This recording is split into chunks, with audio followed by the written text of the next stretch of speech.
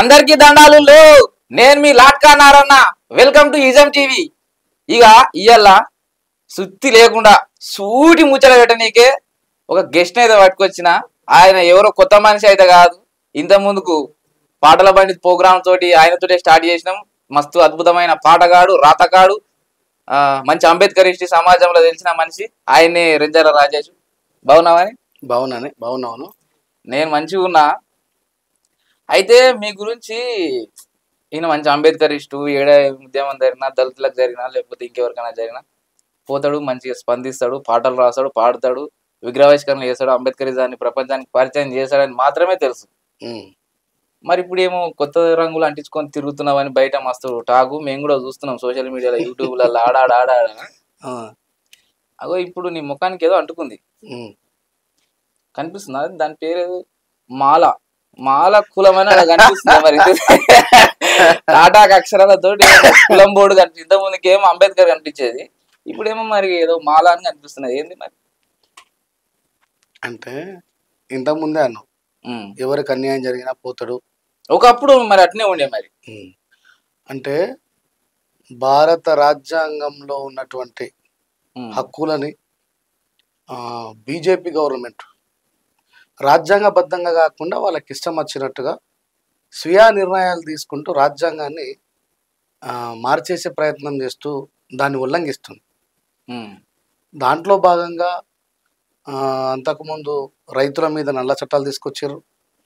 తర్వాత రాత్రికి రాత్రే సిఏఏ ఎన్ఆర్సీ తీసుకొని వచ్చిండ్రు.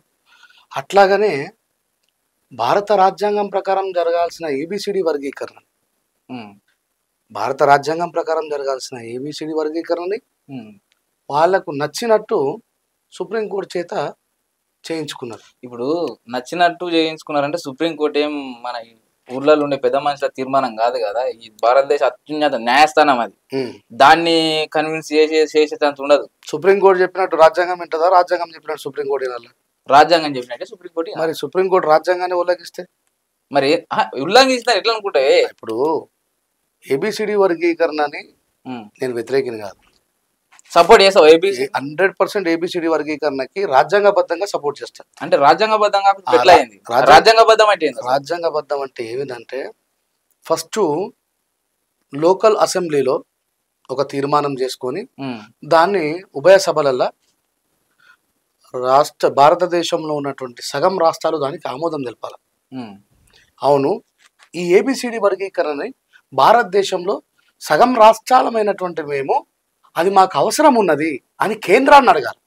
రాష్ట్రాలు స్వయంగా నిర్ణయం తీసుకునే అధికారం లేదు ఆర్టికల్ 341లో.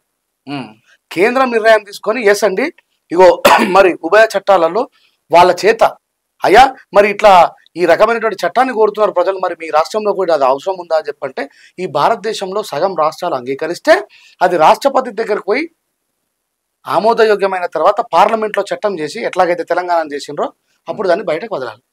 కానీ వీళ్ళు ఏం చేసిండ్రు? అసెంబ్లీలో ఉభయ చట్టాలు లేదు, రాష్ట్రపతి గారి తీర్మానం లేదు, పార్లమెంటు లేదు, సుప్రీంకోర్టులో మెజారిటీ ప్రజలు కోరుకుంటున్నారు కాబట్టి. అట్లా ఈ దేశంలో మెజారిటీ ప్రజలు కోరుకున్న ప్రతిదీ కావాల్సి వస్తే మరి మెజారిటీ ప్రజలు తెలంగాణ వద్దనుకున్నారు కదా. ఆంధ్ర తెలంగాణ అప్పుడు ఆంధ్ర తెలంగాణ జరిగినప్పుడు ఆంధ్రాలో ఉన్నటువంటి రాష్ట్రాలన్నీ కూడా మేము విడిపోవడం ఇష్టం లేదు, కలిసే ఉండాలని చెప్పి వాళ్ళు కోరుకున్నారు. కానీ తెలంగాణలో కావాలని కోరుకున్నారు. ఇప్పుడు దీనిలాగానే చూపిస్తున్నారు, మాలలు కలిసి ఉండాలని చెప్పి కోరుకుంటున్నారు, మాదిగలు మాకు వద్దని అనుకుంటున్నారు. కానీ తెలంగాణలాగే ప్రాసెస్ చేసుకోండి. సరే నేనేమన్నా, సరే నువ్వు రాజ్యాంగబద్ధంగా జరగలేదు అంటున్నావు. సరే రాజ్యాంగబద్ధంగా జరిగితే నీకు ఏబిసిడి వర్గీకరణ నువ్వు ఒప్పుకుంటావా? నేను భారతీయుని కాదు, నేను రాజ్యాంగం ఉల్లంఘించే వ్యక్తిని కాదు కదా. రాజ్యాంగబద్ధంగా జరుగుంటే ఎవరైనా ఒప్పుకోవాల్సిందే. సరే నేను వాళ్ళు 30 ఏళ్ళ నుంచి తనలాడుతుర్రు. మందకృష్ణ మాదిగ గారు ఆయన పెద్ద ఉద్యమం చేయబట్టి అది 30 ఏళ్ళ తర్వాత సాకారం అయింది. సరే ఎట్లా అయితే అలాగైతే న్యాయం అయితే అయిందిగా. నేనేమంటున్నా దానికి అంటే నేనేమంటున్నా అంటే సరే నువ్వు రాజ్యాంగబద్ధంగా కాలేదంటున్నావు, రాజ్యాంగబద్ధంగా అయితే నీకు ఓకే కదా, ఎట్లా తిరిగి అయింది కదా. అది అయినప్పుడు నీకెందుకు కండ్లమంట, నీకెందుకు? నేను మాదిగల పోరాటాన్ని వ్యతిరేకించట్లేదు, భారత రాజ్యాంగానికి వ్యతిరేకంగా జరుగుతున్న దాన్ని వ్యతిరేకిస్తున్నా.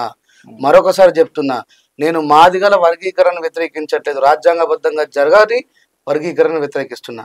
మీకు ఒక విషయాన్ని ఇక్కడ స్పష్టంగా చేస్తా. 2004లో చంద్రబాబు నాయుడు గారు స్టేట్లో ఏబిసిడి వర్గీకరణ చేసిందా లేదా? అంటే ఒకసారి జరిగిన తర్వాత మళ్ళీ ఎందుకు ఆగిపోయింది? ఆగిపోయిందా లేదా? ఎందుకంటే చెప్పింది కదా మనకృష్ణ మాదిగా ఎందుకైంది మీ మాలో అందరూ మరి మాయావతి పెద్ద పెద్ద పొజిషన్లు వీళ్ళు సుప్రీంకోర్టు మేనేజ్ చేయగలుగుతారు, అందరు వీళ్ళు కావాల్సుకుని అడ్డం కట్టేసారు, లేకపోతే ఇది జరుగుతుంది జరిగేది అని చెప్పిండు. మాలోళ్ళు ఎన్ని రాష్ట్రాలలో ఉన్నారు? మాలో అయితే ఈ రాష్ట్రం మాలలో తెలంగాణలో, ఆంధ్రాలో ఉన్నారు. మాయావతి కూడా వద్దంటుంది కదా ఏబిసిడి వర్గీకరణ. ఎందుకు వద్దంటుంది? ఆమె అది రాజ్యాంగ వ్యతిరేకం కాబట్టి, రాజ్యాంగ వ్యతిరేకంగా జరిగితే ఆమె ఒప్పుకోలేదు. చంద్రశేఖర్ ఆజాద్ కూడా వద్దంటున్నాడు కదా, చిరాగ్ పాశ్వర్ వద్దంటున్నాడు కదా. వీళ్ళు ఎందుకు వద్దంటున్నారు? ఈయననేమో ఎందుకు వద్దంటున్నారు? నువ్వు రాజ్యాంగ వ్యతిరేకం అని నువ్వు అంటున్నావు, మరి వాళ్ళు ఎందుకు వద్దంటారు? రాజ్యాంగ వ్యతిరేకంగా జరగకూడదు, రాజ్యాంగబద్ధంగానే జరగాలంటున్నారు వాళ్ళు. నేను రాజ్యాంగబద్ధంగానే జరగాలనుకుంటున్నా. ఇప్పుడు చంద్రబాబు నాయుడు రాజ్యాంగ వ్యతిరేకంగా చేసిండు, ఏమైంది? 4 రోజులకు చల్లబడ్డే సపరేట్ పోయింది సుప్రీంకోర్టు. తర్వాత ఆయనకి ఏం చేయాలో ఫైన్ వేసిండు. ఇలా ఆయన శిష్యుడే వచ్చిండు 20 సంవత్సరాల తర్వాత. అందరికంటే ముందు నేనే చేస్తా అని చెప్పాడు గౌరవ ముఖ్యమంత్రి రేవంత్ రెడ్డి గారు. అంటే నీకేంది? నీ బాస్ ఏమో సేవ్ ఇండియన్ కాన్స్టిట్యూషన్ అని చెప్పేసి ఈ దేశంలో ఉన్నటువంటి మాలామాదిగల ఓట్లు కావాలని నీ బాస్ కొట్లాడతాడు. నువ్వేమో మీ బాస్ ఏమో రాజ్యాంగాన్ని సేవ్ చేయమంటాడు. రాజ్యాంగంలో ఆర్టికల్ ఉల్లంఘన చేసినటువంటి బీజేపీ తీర్పుకు నువ్వు మద్దతు ఇస్తావు. Revanth Reddy yes of course. Revanth Reddy కాకపోతే ఇంకెవరు అంటున్నాను నేను. అందరికంటే ముందు నేను చేస్తా అని చెప్పేసి మొన్న ఒక మీటింగ్ లో నేను విన్నా మీరు మాట్లాడారు, మాదిగలంతా వేరే పార్టీలకు వేసారు, మాలలు కాంగ్రెస్ కోటేసారు అని రేవంత్ రెడ్డికి సవాల్ వేసారు. మరి ఎందుకు వేసారు? మరి మీరే వేసిన ఓట్లే కదా కాంగ్రెస్. ఇక్కడ చెప్తా గుర్తుపెట్టుకో. మందకృష్ణ బీజేపీ కోటేయమన్నాడు, ఇచ్చిండు. పార్లమెంట్ ఎన్నికలైనా అసెంబ్లీ ఎన్నికలైనా. ఆర్ఎస్ ప్రవీణ్ కుమార్ గారు అసెంబ్లీ ఎన్నికల్లో ఏనుగు గుర్తు కోటేయమన్నారు, పార్లమెంట్ ఎన్నికల్లో కారు గుర్తు కోటేయమన్నారు. టిఎంఆర్పిఎస్ వంగపల్లి సీనన్న కారు గుర్తుకే ఓటేయమన్నాడు. మన విశారదన్ మహారాజ్ వాళ్ళ సొంత పార్టీ డిఎస్పీ చెప్పుల గుర్తు కోటేయమన్నాడు. ఇక్కడ మాదిగ కులాల్లో ఉన్నటువంటి మెజారిటీ నాయకులందరూ కూడా వివిధ రకాల పార్టీలకు ఓటేయమన్నారు, కానీ ఎవరైనా చేతి గుర్తు కోటేయమన్న వాళ్ళు ఉన్నారు అంటే ఈ నలుగురు అయితే చెప్పలేదు. ఇంకా ఎవరన్నారు చెప్పండి? మరి మిగతా వాళ్ళు ఎవరైనా చూపెట్టిన? ఒకవేళ వేముల వీరేశం అన్న ఉన్నాడు, ఆయన ఎట్లా గెలిచినో మన అందరికి తెలుసు. ఇప్పుడు కాంగ్రెస్ ఇప్పుడు మరి మాలోళ్ళు ఎవరన్నా బీజేపీ కోటేయమన్న వాళ్ళు కనబడరా మెజారిటీ నాయకులలో? అంటే మాలోళ్ళంతా కాంగ్రెస్ కేసినట్టే కదా. ఇప్పుడు వివేకన్న వాళ్ళ తండ్రి కాకా వెంకటస్వామి దగ్గర నుంచి కూడా దళితులు ఆల్మోస్ట్ నాట్ ఓన్లీ మాలలు, దళితులంతా కూడా కాంగ్రెస్ పార్టీతోనే ఉన్నారు. ఎందుకంటే భారత రాజ్యాంగాన్ని ఇంప్లిమెంటేషన్ చేయడంలో ఇందిరాగాంధీ గారు చాలా ప్రముఖమైన పాత్ర పోషించి భూమి లేని వాళ్ళకు భూములు ఇచ్చింది, ఇల్లు లేని వాళ్ళకి ఇల్లు ఇచ్చింది. కాబట్టి దళితులందరికీ హస్తం గుర్తు మీదే ప్రేమ ఉండేది. తర్వాత కాలంలో అనాది కాలంలో మాదిగ సమాజం నుంచి నాయకులు ఉద్భవించి వాళ్ళు చెప్పినట్టుగా ఆ సమాజం వింటుంది కాబట్టి వాళ్ళందరూ ఓట్లేమని చెప్పాను. ఇలా మాదిగ సమాజం ఆర్గనైజ్ అయి ఉంది, మాల సమాజం ఆర్గనైజ్ లేదు. 100% లేదు. చెప్తా. ఇప్పుడు రేవంత్ రెడ్డి ఒకవేళ అట్లా అంటే మాల సమాజం వాళ్ళని ఆయనని భయపెట్టి మొన్న కృష్ణన్న కదా చెప్పినట్టు ఈ రాష్ట్రాన్ని పరిపాలిస్తుంది రేవంత్ రెడ్డి గారా లేకపోతే మాలలా అని చెప్పి అన్నాడు. మరి ఆ మాలల మీద అంత భయం ఉంటే అందరికంటే ముందు ఈయననే ఎందుకు నేను వర్గీకరణ చేస్తా అంటాడు? అంటే మీరు ఇప్పుడు మాల రంగు పూసుకున్నారని చెప్పి మీరు నన్ను అడిగారు. 59 కులాలలో మాలలు ఒకటే కాదా? అవును. అంటే దళితులలో ఎస్సీలలో షెడ్యూల్ క్లాస్ లో 59 కులాలు ఉన్నాయి. దాంట్లో ఒకళ్ళు రాజ్యాంగబద్ధంగా పోరాటం చేస్తున్న వాళ్ళలో ఫస్ట్ మాలలే కనబడ్డారు. నాకు మాల సభలలో మాట్లాడినా. మరి మీతో అందరూ రాజ్యాంగ వ్యతిరేక సభలు పెట్టిన నేను చెప్పట్లేదు. ఏదైతే ఏబిసిడి వర్గీకరణ ఉన్నదో సుప్రీంకోర్టు నుంచి వాళ్ళు చంద్రచూడ్ ఇచ్చినటువంటి తీర్పు ఏదైతే ఉన్నదో రాజ్యాంగానికి వ్యతిరేకం. అలాంటి తీర్పులు కేవలం ఈ రోజు వేరే వాళ్ళ అంటే మాదిగోళ్ళకే తీర్పులు ఇచ్చిన మస్తు జరిగినాయి ఈ దేశంలో. వాళ్ళు ఎవరైతే ప్రభుత్వం ఉందో రాజ్యాంగాన్ని ఉల్లంఘిస్తూ ప్రజలే రాజ్యాంగాన్ని కాపాడాలి. రాజ్యాంగాన్ని కాపాడడంలో ఎప్పుడు కూడా జ్ఞానవంతులైనటువంటి వ్యక్తులు ముందుకు వస్తారు. వాళ్ళు రాజ్యాంగాన్ని కాపాడుకుని అట్ట పోరాటం చేస్తారు. పంజాబీ రైతులు ఏం చేశారు? రాజ్యాంగ ఉల్లంఘన ప్రకారమే ఇచ్చిన తీర్పు కాబట్టి పోరాటం చేసిరా లేదా? ఎన్ఆర్సీ ఎప్పుడు ఇది రాజ్యాంగ వ్యతిరేకం అని చెప్పి పోరాటం చేసిరా లేదా? మరి అప్పుడు ఆ పోరాటం చేసే వాళ్ళందరికీ మద్దతు ఇచ్చిరే. ఈ రాష్ట్రంలో ఉన్నటువంటి మాదిగ సామాజిక వర్గం మేధావులు కూడా మద్దతు ఇచ్చిరే. ఎన్ఆర్సీ అనేది రాజ్యాంగ వ్యతిరేకమన్నారే, రైతు నల్ల చట్టాలు రాజ్యాంగ వ్యతిరేకమన్నారే. మరి రాజ్యాంగ వ్యతిరేకంగా వచ్చినటువంటి ఏబిసిడి వర్గీకరణ మరి ఏ ఒక్క మాదిగ మేధావి నోరు తెలిసి రాజ్యాంగ వ్యతిరేకమని అనట్లేదే. కొంతమంది అంటారు గాలి వినోద్ కుమార్ ప్రొఫెసర్. అవునండి, అలాంటి వాళ్ళకి సల్యూట్ చేస్తాం. నేను మళ్ళీ చెప్తున్నా, మాదిగ సామాజిక వర్గం యొక్క ఎదుగుదలని ఓర్చుకోనంత దుర్మార్గుని కాదు నేను బాబాసాహెబ్ అంబేద్కర్ గారు చెప్పినట్టుగా దళితులలో ఎవరికి అన్యాయం జరిగినా మాట్లాడతా. కానీ నాకు ఆ ప్లాట్ఫామ్ దొరకలేదంటున్నా. రాజ్యాంగ వ్యతిరేకంగా వచ్చినటువంటి ఏబిసిడి వర్గీకరణ వ్యతిరేకించే వాళ్ళు మాలలే కనిపించారు. రాజ్యాంగాన్ని కాపాడడం కోసం రాజ్యాంగబద్ధ నేను చెప్తున్నా, ఏబిసిడి వర్గీకరణకు నేను వ్యతిరేకం కాదు. మన వ్యూవర్స్ కు తెలవాలా, మిగతా వాళ్ళకి తెలవాలా, అది రాజ్యాంగబద్ధంగా జరగాలని చెప్తున్నా. ఆర్టికల్ 341 ఏం చెప్తున్నది, దాని ప్రకారం జరగాల. 341 ఉల్లంఘిస్తున్నారు వీళ్ళు. ఇలా ఈ ఒక్కదానికి ఒక్కొక్క పేజీ చింపుకుంటూ పోయిన తర్వాత రాజ్యాంగం ఏముంటది? అంతకుముందు ఏం చేశారు, ఎస్సీ ఎస్టీ అట్రాసిటీ కేసులో 24 గంటల్లో జైల్లో వేయాలని చెప్పేసి ఆ తీర్పు కోర్టులో పెట్టాలి. దానికి 41 సిఆర్పిఎస్ నోటీస్ ఇస్తున్నారు. 41 సిఆర్పిఎస్ నోటీసు. దీనికి సంబంధించిన ఎస్సీ ఎస్టీ అట్రాసిటీ కేసు అనేది ఒక ప్రత్యేకమైన చట్టం. ఆ మధ్య ఏం చేసింది బీజేపీ గవర్నమెంట్, తొలుతల ఎస్సీ ఎస్టీ అట్రాసిటీ కేసులో ప్రభుత్వ ఉద్యోగులకు మినహాయింపు అన్నది. అంటే ప్రభుత్వం ఉద్యోగులు కొడితే వాళ్ళకు అట్రాసిటీ కేసు వర్తించదు. అప్పుడు దేశవ్యాప్తంగా పెద్ద మొత్తంలో ఉద్యమాలు చేసినామే. వాళ్ళు ఏం చేస్తారు, అప్పుడు కలిసేవారు కదా. ఇప్పుడు ఎందుకు మీ మాలమాదిగల మధ్య ఈ అంటరానితనం అనుభవించిన రెండు కులాలకు ఇన్ని కొట్లాటలు ఎందుకు వస్తున్నాయి అంటున్నా నేను. ఇక కొట్లాట ఏం లేదు. మందకృష్ణ వాళ్ళు ప్రెస్ మీట్ పెట్టి మిమ్మల్ని తిడుతురు, మీరు ప్రెస్ మీట్ పెట్టి వాళ్ళని తిడుతురు. వాళ్ళు తిట్టడం కాదు, మేము తిట్టడం కాదు, నడుస్తుంది కదా. మందకృష్ణ అన్న చెప్తా, సుప్రీంకోర్టు తీర్పు వచ్చింది. మాలలు ఎవరైనా రోడ్ల మీదకి వచ్చి ధర్నాలు చేసిరా? అరే చెప్పింది వినాలి. సుప్రీంకోర్టు తీర్పు వచ్చినప్పుడు మాలలు ఎవరు బయటకు వచ్చి రోడ్డు మీదకి వచ్చి ధర్నాలు చేయాలి? వాళ్ళు సంబరాలు చేసుకున్నారు. అది పంజాబీ హర్యానా పోరాట ఫలితంగా సంక్రమించింది. ఈయన ఎఫెక్ట్ ఉంటే కొంచెం ఉండొచ్చు, కానీ పూర్తి స్థాయిలో మాత్రం వాళ్ళు చేసిన ఉద్యమం ఈయన చేసిన, వాళ్ళకి వీళ్ళకి సంబంధం లేకుండా జరిగినటువంటి వ్యవహారం అది. అక్కడ ప్రజల మేరకు ఇప్పుడు ఇండియన్ కాన్స్టిట్యూషన్ ఏం చెప్తుందంటే, ఒకవేళ రాష్ట్రాలే వాళ్ళ చేతులకు అధికారం ఇస్తే, కేంద్ర ప్రభుత్వం కాక, ఇప్పుడు ఎవరైతే రాజకీయాన్ని ఇన్ఫ్లుయెన్స్ చేసే స్థాయిలో ఉన్నారో వాళ్ళకు మాత్రమే చెందేలా చేస్తుంది. మరి ఇప్పుడు మాదిగలే ఈ దేశంలో మాలలు మాత్రమే, ఇద్దరు మాత్రమే ప్రజల్ని మన రాజకీయ నాయకులు ఇన్ఫ్లుయెన్స్ చేసే పరిస్థితిలో ఉంటే, మరి దక్కల పరిస్థితి ఏంది, రెల్లోల పరిస్థితి ఏంది, చిందుల పరిస్థితి ఏంది, మాలమాశిష్టుల పరిస్థితి ఏంది, గుర్రప్పమల పరిస్థితి ఏంది, వీళ్ళ పరిస్థితి ఏంది? వీళ్ళకి ఎవరికి చాలా దీంతో కదా సమన్యాయం జరుగుతుంది. ఏబిసిడి వర్గీకరణ జరిగితే ఈ ఉపకులాలు ఇప్పుడు మాలోళ్ళు అన్ని జాబ్లు కొడుతురు, అన్ని రంగాలు ఆళ్ళెవరు. ఈ వర్గీకరణ జరగడం తోటి ఉపకులాలు మాదిగతో పాటు మిగతా ఉపకులాలు అన్ని లాభపడతాయి అనేది మందకృష్ణ మాదిగ చాలా ఓపెన్ గా చెప్తున్నాడు కదా. నేను చెప్తా, ఇది ఏ, ఇది బి, ఇది సి, ఇది డి. ఏబిసిడి వర్గీకరణ జరిగింది. రెల్లి మాదిగ, మాదిగ ఉపకులాలు, మాల ఉపకులాలు, ఆది ఆంధ్ర తెలంగాణలో ఉన్నదా? లేరు, అటు మొత్తం కూడా ఆంధ్రప్రదేశ్లోనే ఉన్నది. రెల్లి కూడా తెలంగాణలో చాలా తక్కువ, అది కూడా ఆంధ్రాలోనే ఉన్నది. ఇప్పుడు ఈ నలుగురు కూడా ఒక టీచర్ల కోసం నోటిఫికేషన్ వేసిండు అనుకో, గౌరవ ముఖ్యమంత్రి రేవంత్ రెడ్డి గారు 1000 పోస్టులు వేసిండు. రిజర్వేషన్ ప్రకారం ఎన్ని వస్తాయి? 15% అంటే 150 వస్తాయి. ఇంకా బీసీలకు 27% కాబట్టి వాళ్ళకి 270 పోతాయి. ఈ సందర్భంలో బీసీలు బాబాసాహెబ్ అంబేద్కర్ గారిని గుర్తు చేసుకోవాలి. వీళ్ళు ఏమనుకుంటారు, పాపం బీసీలకు తెలియక ఎప్పుడు అంబేద్కర్ వాళ్ళకి రాసిందని చెప్పి. గౌరవ ముఖ్యమంత్రి గారు 1000 పోస్టులు వేస్తే 270 బీసీ రిజర్వేషన్ల పొందేది బీసీలు. 150 వచ్చేది ఎవరికి? ఎస్సీలకు. ఈ ఎస్సీలల్లా ఏబిసిడి, రెల్లిల ఎడ్యుకేషన్ లేదు, మాదిగల ఎడ్యుకేషన్ ఉన్నది, మాదిగ ఉపకులాల చాలా తక్కువ ఎడ్యుకేషన్ ఉంది, మాలల ఎడ్యుకేషన్ ఉంది, మాల ఉపకులాల్లో కూడా కొంచెం తక్కువ ఎడ్యుకేషన్ ఉంది. ఆది ఆంధ్ర. ఇప్పుడు టీచర్ కావాలంటే కావాల్సిన క్వాలిఫికేషన్ ఏంది? బీఈడి కావాలి. ఇప్పుడు ఈ రెల్లిల 10th క్లాస్ పాస్ అయిన వాళ్ళే ఉన్నారు, మాదిగల బీఈడి చేసిన వాళ్ళు ఉన్నారు, మాదిగ ఉపకులాలల్లో 5వ తరగతి 6వ తరగతి చదువుకున్న ఉన్నారు, మాలల బీఈడి పాస్ అయిన ఉన్నారు, మాల ఉపకులాలల్లో 10th క్లాస్ ఇంకో 5 ఉన్నారు. ఆది ఆంధ్ర అయితే లేనే లేదు. ఇప్పుడు ఈ నలుగురిట్లల్లా బీఈడి పాస్ అయిన వాళ్ళకు ఉద్యోగం వస్తుందా ఏబిసిడి వర్గీకరణ జరిగితే?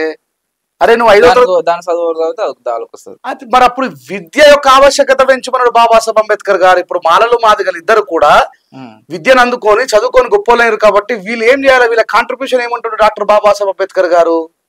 మీరు పే బ్యాక్ టు సొసైటీ చేయండి. మీ డబ్బుని, మీ జ్ఞానాన్ని, మీ టైంని ఇగో ఈ కింది స్థాయిలో బతుకుతున్నటువంటి మీ జాతరకు కేటాయించి వాళ్ళని విద్య వైపు తీసుకురమ్మని అంటున్నాడు. ఏబిసిడి వర్గీకరణ జరిగితే 5వ తరగతి పాస్ అయినాడు కదా, నీ కోట నీకు వచ్చింది కాబట్టి 5వ తరగతి పాస్ అయితే నువ్వు టీచర్ జాబ్ చేయమని చెప్పి గవర్నమెంట్ యాక్సెప్ట్ చేస్తుందా? బీఈడి చదువు అంటే ఇక్కడ చదువుకున్న వాళ్ళకి మాత్రమే వస్తుంది. ఏబిసిడి వర్గీకరణ జరిగినంత మాత్రాన మాదిగలు లాభపడతారు, మాదిగ ఉపకులాలు లాభపడతారు, మాలలు నష్టపోతారు అనే మాట అబద్ధం. చదువుకున్న వాళ్ళు లాభపడతారు. మరి ఈ మాదిగ నాయకులలో కొద్దో గొప్ప ఆర్ఎస్ ప్రవీణ్ కుమార్ గారు తప్ప చదువుకోమని చెప్పిన నాయకుడు కనబడతారు మీకు ఎక్కడైనా? అసలు డప్పులు కొట్టేది మనకు అవసరమా? అక్కడక్కడ విశారదన్ మహారాజ్ చెప్తారు, చెప్పులు కుట్టుడు బంద్ చేయరు, మీరు డప్పులు కుట్టుడు బంద్ చేయరు. కదిరి కృష్ణ గారు చెప్తారు, చెప్పులు తయారు చేసింది స్పష్టంగా ఈ భారతదేశంలో మాదిగలే. కానీ పారాగన్ ఎవరి చేతిలో ఉంది? బాటా ఎవరి చేతిలో ఉంది? ఆ కర్మగారాలలో కూలి వాళ్ళుగా పనిచేస్తున్నారు కదా వీళ్ళు. మరి వీళ్ళని ఆ కూలీలని యజమానులుగా చేయాల్సిన బాధ్యత తీసుకోవాలి కదా మందకృష్ణ. ఏబిసిడి వర్గీకరణ రాజ్యాంగ వ్యతిరేకంగా పోయి మోడీ గారికి నువ్వు భక్తుడివై, మోడీ గారికి నువ్వు ఆయన కింద చాకిరి చేసుకొని వచ్చినావు నువ్వు. అంటే ఏదైతే ఉంది, ఆయనకు 30 ఏళ్ల సంది పోరాటం చేసి అలసిపోతుండు కదా. ఆయన కావాల్సిన వర్గీకరణ కావాలి. మోడీ అంటే ఇందులో ఇంకొక విషయము, ఇప్పుడు మీరు ఇట్లా మాట్లాడుతారు కదా, అందులో మందకృష్ణ కూడా ఈ రోజుకు వ్యతిరేకించే మాదిగలు చాలా మంది ఉన్నారు. ఎందుకు ఈ మనువాద సంఖ్యను ఎక్కిండు, వీళ్ళు నరు రాక్షసుడు మోడీ అని చాలా మంది ఓపెన్ గా పోస్టులు కూడా పెడుతురు కదా మోడీ దగ్గరకు. నేను ఏమంటా, అలా ఇప్పుడు మాలలు భారత రాజ్యాంగ వ్యతిరేకంగా జరుగుతున్నటువంటి వర్గీకరణకు మేము వ్యతిరేకమని ఒక పెద్ద ప్లాట్ఫామ్ ఏర్పాటు చేసి రాజ్యాంగాన్ని కాపాడుకుందాం, సేవ్ ఇండియన్ కాన్స్టిట్యూషన్ పేరు మీద పెడుతున్నటువంటి సభలాగా పెట్టమని కదా. మాదిగ సామాజిక వర్గంలో ఉన్న వాళ్ళని బాబాసాహెబ్ అంబేద్కర్ వల్లే ఈ రోజు మేము కట్టుకోవడానికి బట్ట వచ్చింది, తినడానికి తిండి వచ్చింది, మేము బ్రతకడానికి ఉద్యోగం వచ్చింది బాబాసాహెబ్. అలాంటి బాబాసాహెబ్ అంబేద్కర్ 30 సంవత్సరాలు పోరాటం చేసిన కృష్ణ కోసం నేను అంత ఆలోచిస్తున్న 1000 సంవత్సరాల బానిసత్వం ఓలట్టుకోవడం కోసం బాబాసాహెబ్ అంబేద్కర్ 4 పిల్లల్ని చంపుకున్నాడే. మరి అలాంటి రాజ్యాంగాన్ని విచ్ఛిన్నం చేస్తున్నావు. కొద్ది మంది కోసం భారత రాజ్యాంగంలో ఒక పేజీని తిప్పేస్తున్నావు. పంజాబ్ లో ఉన్నటువంటి రైతులు, హర్యానా ఉన్నటువంటి రైతులు రోడ్ల మీదకి ఎక్కి వాళ్ళ ప్రాణత్యాగం చేసి ఎందుకు రోడ్ల మీదకి వచ్చారు? అది కేవలం వాళ్ళ కోసమా? వాళ్ళ స్వలాభం కోసం కాదు, భారతదేశంలో ఉన్నటువంటి రైతులందరి కోసం కదా వాళ్ళు చేసింది. ఎన్ఆర్సీ పేరుంది ఏం జరిగింది? కేవలం బంగ్లాదేశ్ లో నుంచి రోహింగ్యా లోపలికి వచ్చిండ్రు, ఆ రోహింగ్యా వెళ్ళగొడతామనే పేరు మీద ఎన్ఆర్సీ తీసుకుని వచ్చారు. దాని తర్వాత గౌరవ మాజీ ముఖ్యమంత్రి కేసీఆర్ గారు అన్నారు అసెంబ్లీలో, ఈయనే ఉట్టామని చెప్పి సర్టిఫికేట్ అయ్యారు. నాకే సర్టిఫికేట్ లేదు, మా అమ్మ మంత్రసాని చేత నేను మా మమ్మీ డెలివరీ కాబట్టి నేను సర్టిఫికేట్ తెచ్చి చూపెట్టమంటే ఏడికలు చూపెట్టాలని చెప్పేసి అక్కడ చెప్పడం రోహింగ్యాలకే చెప్పినా ఈ దేశంలో ఉన్నటువంటి ముస్లింలని, క్రైస్తవులని, దళితులని చాలా మందిని డిటెన్షన్ క్యాంప్లకు పంపించే ప్రయత్నం చేసిన వాళ్ళు. ఈ విషయాన్ని ఎందుకు అర్థం చేసుకోరు మాదిగ సామాజిక వర్గంలో ఉన్నటువంటి మన సోదరులు? ఇక్కడ రాజ్యాంగబద్ధంగా చేసుకో, నేను ఎవరు కాదన్నారు. ఏబిసిడి వర్గీకరణ మందకృష్ణతో పాటు నేను కూడా నిజామాబాద్లో చాలా మీటింగ్లతో పాటు పార్టిసిపేట్ చేసిన. నువ్వు మందకృష్ణతో రాజ్యాంగబద్ధమైనటువంటి పోరాటంలో అందరికీ మద్దతు ఇస్తాం. ఎన్ఆర్సీ కోసం నేను పోయి మాట్లాడలేదా తెలుగు రాష్ట్రాలలో? రైతుల హక్కుల కోసం నేను మాట్లాడలేదా తెలుగు రాష్ట్రాలలో? ఈ రోజు మాలలు భారత రాజ్యాంగాన్ని కాపాడుకునేటువంటి ప్రక్రియలో నేను వాళ్ళకి చెప్పిన వర్గీకరణ వ్యతిరేక సభని పెట్టకండి మీరు. వీళ్ళకి కూడా సగం సగం నాలెడ్జ్ ఉంటుంది మాలలలో కూడా. వీడు పూర్తిగా అంబేద్కర్ చదవడు, రాజ్యాంగాన్ని చదవడు, ఎందుకు వ్యతిరేకిస్తున్నా కూడా తెలియదు. అందుకే చెప్తా, భారత రాజ్యాంగానికి వ్యతిరేకంగా జరుగుతున్నటువంటి వర్గీకరణకు వ్యతిరేకంగానే చెప్పాలి. ఒకవేళ మన సోదరులు మంచిగా బతకాలని చెప్పి కోరుకోకపోతే మనకంటే దుర్మార్గులు ఎవరు లేరు. అప్పుడు మన వాదికి మనకు తేడా లేదు. అయితే సరే, నువ్వు మంచిగా అంతా బాగానే చెప్తున్నావు, కానీ స్టేజ్ మీద గట్టిగా మాట్లాడుతోటి అయ్యి ఏమైంది మాలమాదిగల ఊర్లలో బాబాసాహెబ్ కామెంట్లు, మీ స్పీచ్ కింద కామెంట్లు నేను చదివిన, ఇంకా మీ మాల మీటింగ్ లో ఎవరెవరు పార్టిసిపేట్ ఎవరెవరు మాట్లాడారో వాళ్ళ కామెంట్లు నేను చూసిన కింద. అసలు ఏమైతుంది రాష్ట్రంలో మాలమాదిగలు కొట్టుకొని చచ్చిపోతారా అన్న కాడికి తీసుకొచ్చారు ఆఖరికి మీరు. నేను ఏమంటున్నా, మాలలకు సామాజిక స్పృహ మేధావులకు ఉన్నది. అందుకే ఆయన రాజ్యాంగ వ్యతిరేకంగా తీసుకొని వచ్చినా సరే పోని గంగలోని ఊగలు ఎందుకని అనుకున్నారు. ఈయన కృష్ణన్నకే అసలు ఇష్టం లేనట్టుంది, నాకు అర్థం కాదు. మీటింగ్ పెట్టి మన ఏది ప్రెస్ మీట్ పెట్టి మాలలు వర్గీకరణ మీద మౌనాన్ని వీడాలి. బాబాసాహెబ్ అంబేద్కర్ కూడా మహర్ల సమ్మేళనం పెట్టిండు, ఆయన కూడా కులం ఆలోచనలు ఉన్నాయి. కాసిమన్ననేమో బాబాసాహెబ్ అంబేద్కర్ మాలలకు, బాబు జగ్జీవన్ రావు మాదిగలకు, ఆయన ఒక ప్రొఫెసర్ ఇలాంటి మాటలు మాట్లాడొచ్చునా? అదే అడుగుదాం అనుకున్నా, మీ స్పీచ్ లో కూడా మాట్లాడారు. కాసిం పర్సనల్ గా అదా, లేకపోతే ఈ మాట మీద ఆయన మీద? కాసిం అన్న నేను కలిసి చాలా విగ్రహావిష్కరణలకు పోయినాం, చాలా మీటింగ్లకు పోయినాం. చూసిన నేను. అంటే మీరు పోతుంటారు కదా, మీరైతే అన్నదమ్ములు లెక్కనే ఉండేటోళ్ళు, మీరు మీకే పంచాయతీ వస్తుంది? అన్నదమ్ములమే గాని ఏ పరిస్థితిలోనైనా సరే సత్యాన్ని సత్యంగానే పలకాల. ఆయన అయితే ఇంకా కమ్యూనిస్ట్ కదా, మేము ఆయన కింద చిన్న పిల్లలం. ఆయన తర్వాత తరంలో వచ్చిన వాళ్ళం. బాబాసాహెబ్ అంబేద్కర్ సిద్ధాంతంలో కమ్యూనిజం అంటే పీడిత ప్రజల కోసం ప్రాణాలు ఇచ్చారు వేలాది మంది. అలాంటి కమ్యూనిజంలో ఉండే నువ్వు కులాన్ని గులుముకుంటావే? బాబు జగ్జీరావు గురించి నీకేం సంబంధం? నువ్వు మాట్లాడితే కేజీ సత్యమూర్తి గురించి మాట్లాడు, అసువులు బాసిన పోరాట యోధుల గురించి మాట్లాడు. అంటే సరే ఆయన బాబు జగ్జీవన్ లీడర్ కావచ్చు, ఆయన మాట్లాడుకోవచ్చు, నీకేం బాధ? ఈజ్ నాట్ ఏ లీడర్, భారత ఉప ప్రధాని చేసి. అవునండి, నేనేమంటున్నా, ఇప్పుడు గాదర్ కిషోర్ అన్న ఏరియాలో నేను ఇప్పుడు అన్నో కాబట్టి చెప్తాను, నేను మాలేనని ఆయన మాలేను. ఆయన ఏరియాకు పోయినా కేసీఆర్ గారికి కేసీఆర్ గారి ప్రభుత్వంలో మా జాతికి ఎక్కడైనా అన్యాయం జరిగితే అట్రాసిటీ కేసులో పోయి అసలు తెలంగాణ ప్రభుత్వం టీఆర్ఎస్ గవర్నమెంట్ ఏం చేస్తా ఉన్నది, ఈయన దొర ఏం చేస్తా ఉన్నాడు అని చెప్పి మాట్లాడితే నన్ను నచ్చి అరెస్ట్ చేసిరే అనుకో. ఇది 2022లో చెప్తున్నా. ఆ గాదర్ కిషోర్ అన్న కేసీఆర్ సార్ నువ్వు ఏం చేస్తున్నావు, మా జాతి బిడ్డను ఎట్లా అరెస్ట్ చేస్తావు అని చెప్పి కేసీఆర్ గారికి ఎదురు తిరుగుతారా? అంటే ఇప్పుడైతే ఎవరు లేరు అట్లా తిరగాడు. ఇప్పుడు 2022లోనే వాళ్ళ పార్టీలో ఉన్నటువంటి నాయకుడికి ఎదురు తిరగలేని రోజులు. బాబాసాహెబ్ అంబేద్కర్ గారు మనకు తినడానికి తిండి ఇచ్చిర్రు, ఉండడానికి ఇల్లు ఇచ్చిండ్రు, కట్టుకోవడానికి బట్టలు ఇచ్చిర్రు, ఉద్యోగాలు ఇచ్చిర్రు. అయినా సరే ఈ టైంలో వాయిస్ రేజ్ చేయలేకపోతున్నామే. ఆ రోజు కాంగ్రెస్ ప్రభుత్వానికి వ్యతిరేకంగా ఈ ఉప ప్రధాని ఏం మాట్లాడుంటాడు? ఈ రోజు గాదర్ కిషోర్ అన్న మళ్ళీ బాధపడగల అంటే ఒక సందర్భాన్ని బట్టి చెప్తా ఉన్నా నేను. ఈ రోజు ఉన్నటువంటి వాళ్ళు మాల నాయకులైనా మాదిగ నాయకులైనా వాళ్ళ రాజకీయ పార్టీని కాదని చెప్పేసి అంబేద్కరిజం వైపు, అంబేద్కర్ గారి యొక్క ఫ్రీడమ్ కోసం పోరాడుతున్న వాళ్ళకు మద్దతు ఇవ్వలేరు. అలాంటిది బాబు జగ్జీవన్ రావు ఏం చేసిండు? బాబాసాహెబ్ అంబేద్కర్ గారు తీసుకొచ్చినటువంటి కమ్యూనల్ అవార్డుని, బాబాసాహెబ్ అంబేద్కర్ గారు తీసుకొచ్చినటువంటి నా మాదిగ సోదరులారా ఒక్కసారి మీరు ఆలోచించండి, మీకు తెలియదు. బాబు జగ్జీవన్ రావు అనే వ్యక్తి, బాబాసాహెబ్ అంబేద్కర్ గారు మనకు సపరేట్ నియోజకవర్గాలు 2 ఓట్ల పద్ధతిని తీసుకొని వస్తే గాంధీ ఎర్రవాడ జిల్లా ఆమరణ నిరాహార దీక్ష చేస్తాడు. అంబేద్కర్ తీసుకొచ్చినటువంటి కమ్యూనల్ అవార్డులు ఉండద్దు, దళితులకు సపరేట్ ఓట్లు ఉండద్దు, సపరేట్ నియోజకవర్గాలు ఉండద్దు, సపరేట్ చెక్ పవర్ ఉండద్దు, దీనివల్ల దళితులు రాజులు కాకపోతే మిగతా వాళ్ళందరూ కూడా వాళ్ళ కింద బానిసలు అవుతారని చెప్పేసి ఇదే బాబు జగ్జీవన్ రావు బాబాసాహెబ్ అంబేద్కర్ కు వ్యతిరేకంగా గాంధీకి మద్దతుగా మాకు రిజర్వేషన్ అవసరం లేదు నిజమో. కానీ మరి మందకృష్ణ మాదిగ గారు నేను చాలా సందర్భాలు చెప్పిన అన్నదమ్ములు లేకుండేటోళ్ళు పార్లమెంట్ పోతాప్పుడు హాస్పిటల్ మీద ఉండే ఒక్కవేళ పార్లమెంట్ లో తప్ప దీని తర్వాత ఎవరైనా క్రియేట్ చేస్తే చేయొచ్చు కాక గుర్తుపెట్టుకుని ఇదే సాక్ష్యం. పార్లమెంట్ లో అందరితో పాటు బాబు జగ్జీవన్ రావు అక్కడెక్కడ ఉంటే బాబాసాహెబ్ ఉంటాడు, వాళ్ళిద్దరు ఎప్పుడు పక్కన ఉండరు. కనీసం బాబాసాహెబ్ అంబేద్కర్ తను బతుకున్న టైంలో బాబు జగ్జీవన్ రావు గారికి అపాయింట్మెంట్ కూడా ఇవ్వలేదు. అంబేద్కర్ జగ్జీవన్ రావుకి ఇవ్వలేదంట. నీకు పెరియార్ గారితో బాబాసాహెబ్ అంబేద్కర్ ఫోటో దిగింది కనబడుతుంది, సంత్ గాడిగే బాబాతో బాబాసాహెబ్ ఫోటో దిగింది కనబడుతుంది, ఛత్రపతి సాహు మహారాజ్ తో బాబాసాహెబ్ ఫోటో దిగింది కనబడుతుంది, ఇంకా చాలా మంది ఫ్రీడమ్ ఫైటర్స్ తో ఈవెన్ గాంధీతో కూడా బాబాసాహెబ్ అంబేద్కర్ ఫోటో కనబడుతుంది. కానీ బాబు జగ్జీవన్ రావు ఎప్పుడు కూడా బాబాసాహెబ్ అంబేద్కర్ గారితో లేరు. ఎందుకంటే ఆయన కాంగ్రెస్ నాయకుడు అండి, బాబాసాహెబ్ అంబేద్కర్ ఫ్రీడమ్ ఫైటర్. బాబాసాహెబ్ అంబేద్కర్ తెచ్చినటువంటి మాకు గాంధీ ప్రాణం ముఖ్యం, ఈ దేశంలో దళితుల హక్కులతో నాకు అవసరం లేదని చెప్పేసి కమ్యూనల్ అవార్డు కొట్టేపించి తనకు వ్యతిరేకంగా సంతకం పెట్టిన బాబు జగ్జీవన్ రావు. వాస్తవం ఈ విషయం మాదిగలో ఉన్నటువంటి బేదవారు కదిరి కృష్ణ అని చెప్పాడు మాకు ఎన్నో మీటింగ్లలో, బాంసెప్ మీటింగ్లలో అక్కడ. మరి ఇది నిజం, చరిత్ర చదివితే తెలుస్తుంది, మనం చదవరు, చరిత్ర చదివితే తెలుస్తుంది. అలాంటి బాబు జగ్జీవన్ రావు గురించి మందకృష్ణ బాబాసాహెబ్ అంబేద్కర్ లేకపోతే బాబు జగ్జీవన్ రావు లేకపోతే బాబాసాహెబ్ అంబేద్కర్ గారికి అసలు రాజ్యాంగం రాసే అవకాశం లేదు. గాదర్ కిషోర్ అన్న అరెస్టునే ఆపలోడు. నెహ్రూ గారు ఆగండి, మా బాబాసాహెబ్ అంబేద్కర్ గారు ఉండగా మీరు ఎవరితో రాజ్యాంగం రాపిస్తారా అని చెప్పాను. అంత మొగైనా ఏమో అప్పుడు అంత సీనియర్ ఏం రారు అంటే సారు నీ కాలు మొక్కలు. బాబాసాహెబ్ అంబేద్కర్ గారికి వ్యతిరేకంగా తీసుకుని వచ్చినటువంటి ఇంకొక దళిత రత్నమే బాబు జగ్జీవన్ రావు గారు. బాబు జగ్జీవన్ రావు గారు మరణిస్తే అక్కడ రాజకీయ లాంఛనాలతో రాజకీయ నాయకులకు ఈ దేశం కోసం పనిచేసిన వాళ్ళందరి కోసం సమాధులు కడతారు. అక్కడ బాబు జగ్జీవన్ రావు ఒక దళితుడు అని చెప్పేసి ఆయన చనిపోయిన తర్వాత బాబు జగ్జీవన్ రావు గారట ఆయన డైరీలో రాసుకున్నారట, నా దేహాన్ని మా తోటలోనే బొందబెట్టండి అని. అంటే ఈ కాంగ్రెస్ నాయకులు ఎంత దుర్మార్గులు అంటే జగ్జీవన్ రావు గారిని ఉపయోగించుకున్న రోజులు ఉపయోగించుకొని బాబాసాహెబ్ అంబేద్కర్ గారికి వ్యతిరేకంగా తీరా ఆయన శవాన్ని రాజకీయ నాయకుల పక్కన కట్టకుండా తీసుకుపోయిన తోటలో పెట్టిండ్రు. ఇది ఆయన మరణించిన తర్వాత ఆయనకు జరిగిన అవమానం.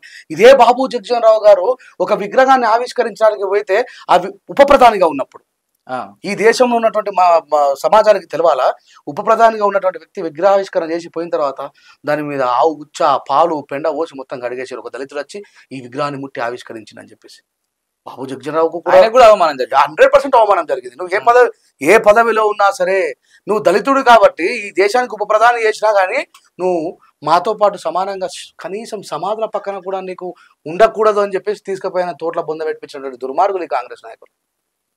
వాస్తవం చరిత్ర చదువుకోమని చెప్పు. బీహార్లో ఆయన పుట్టింది బీహార్లో.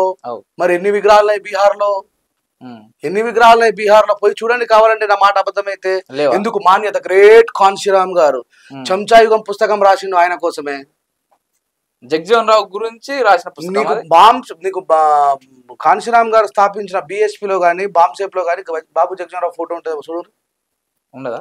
చూడండి మీరు.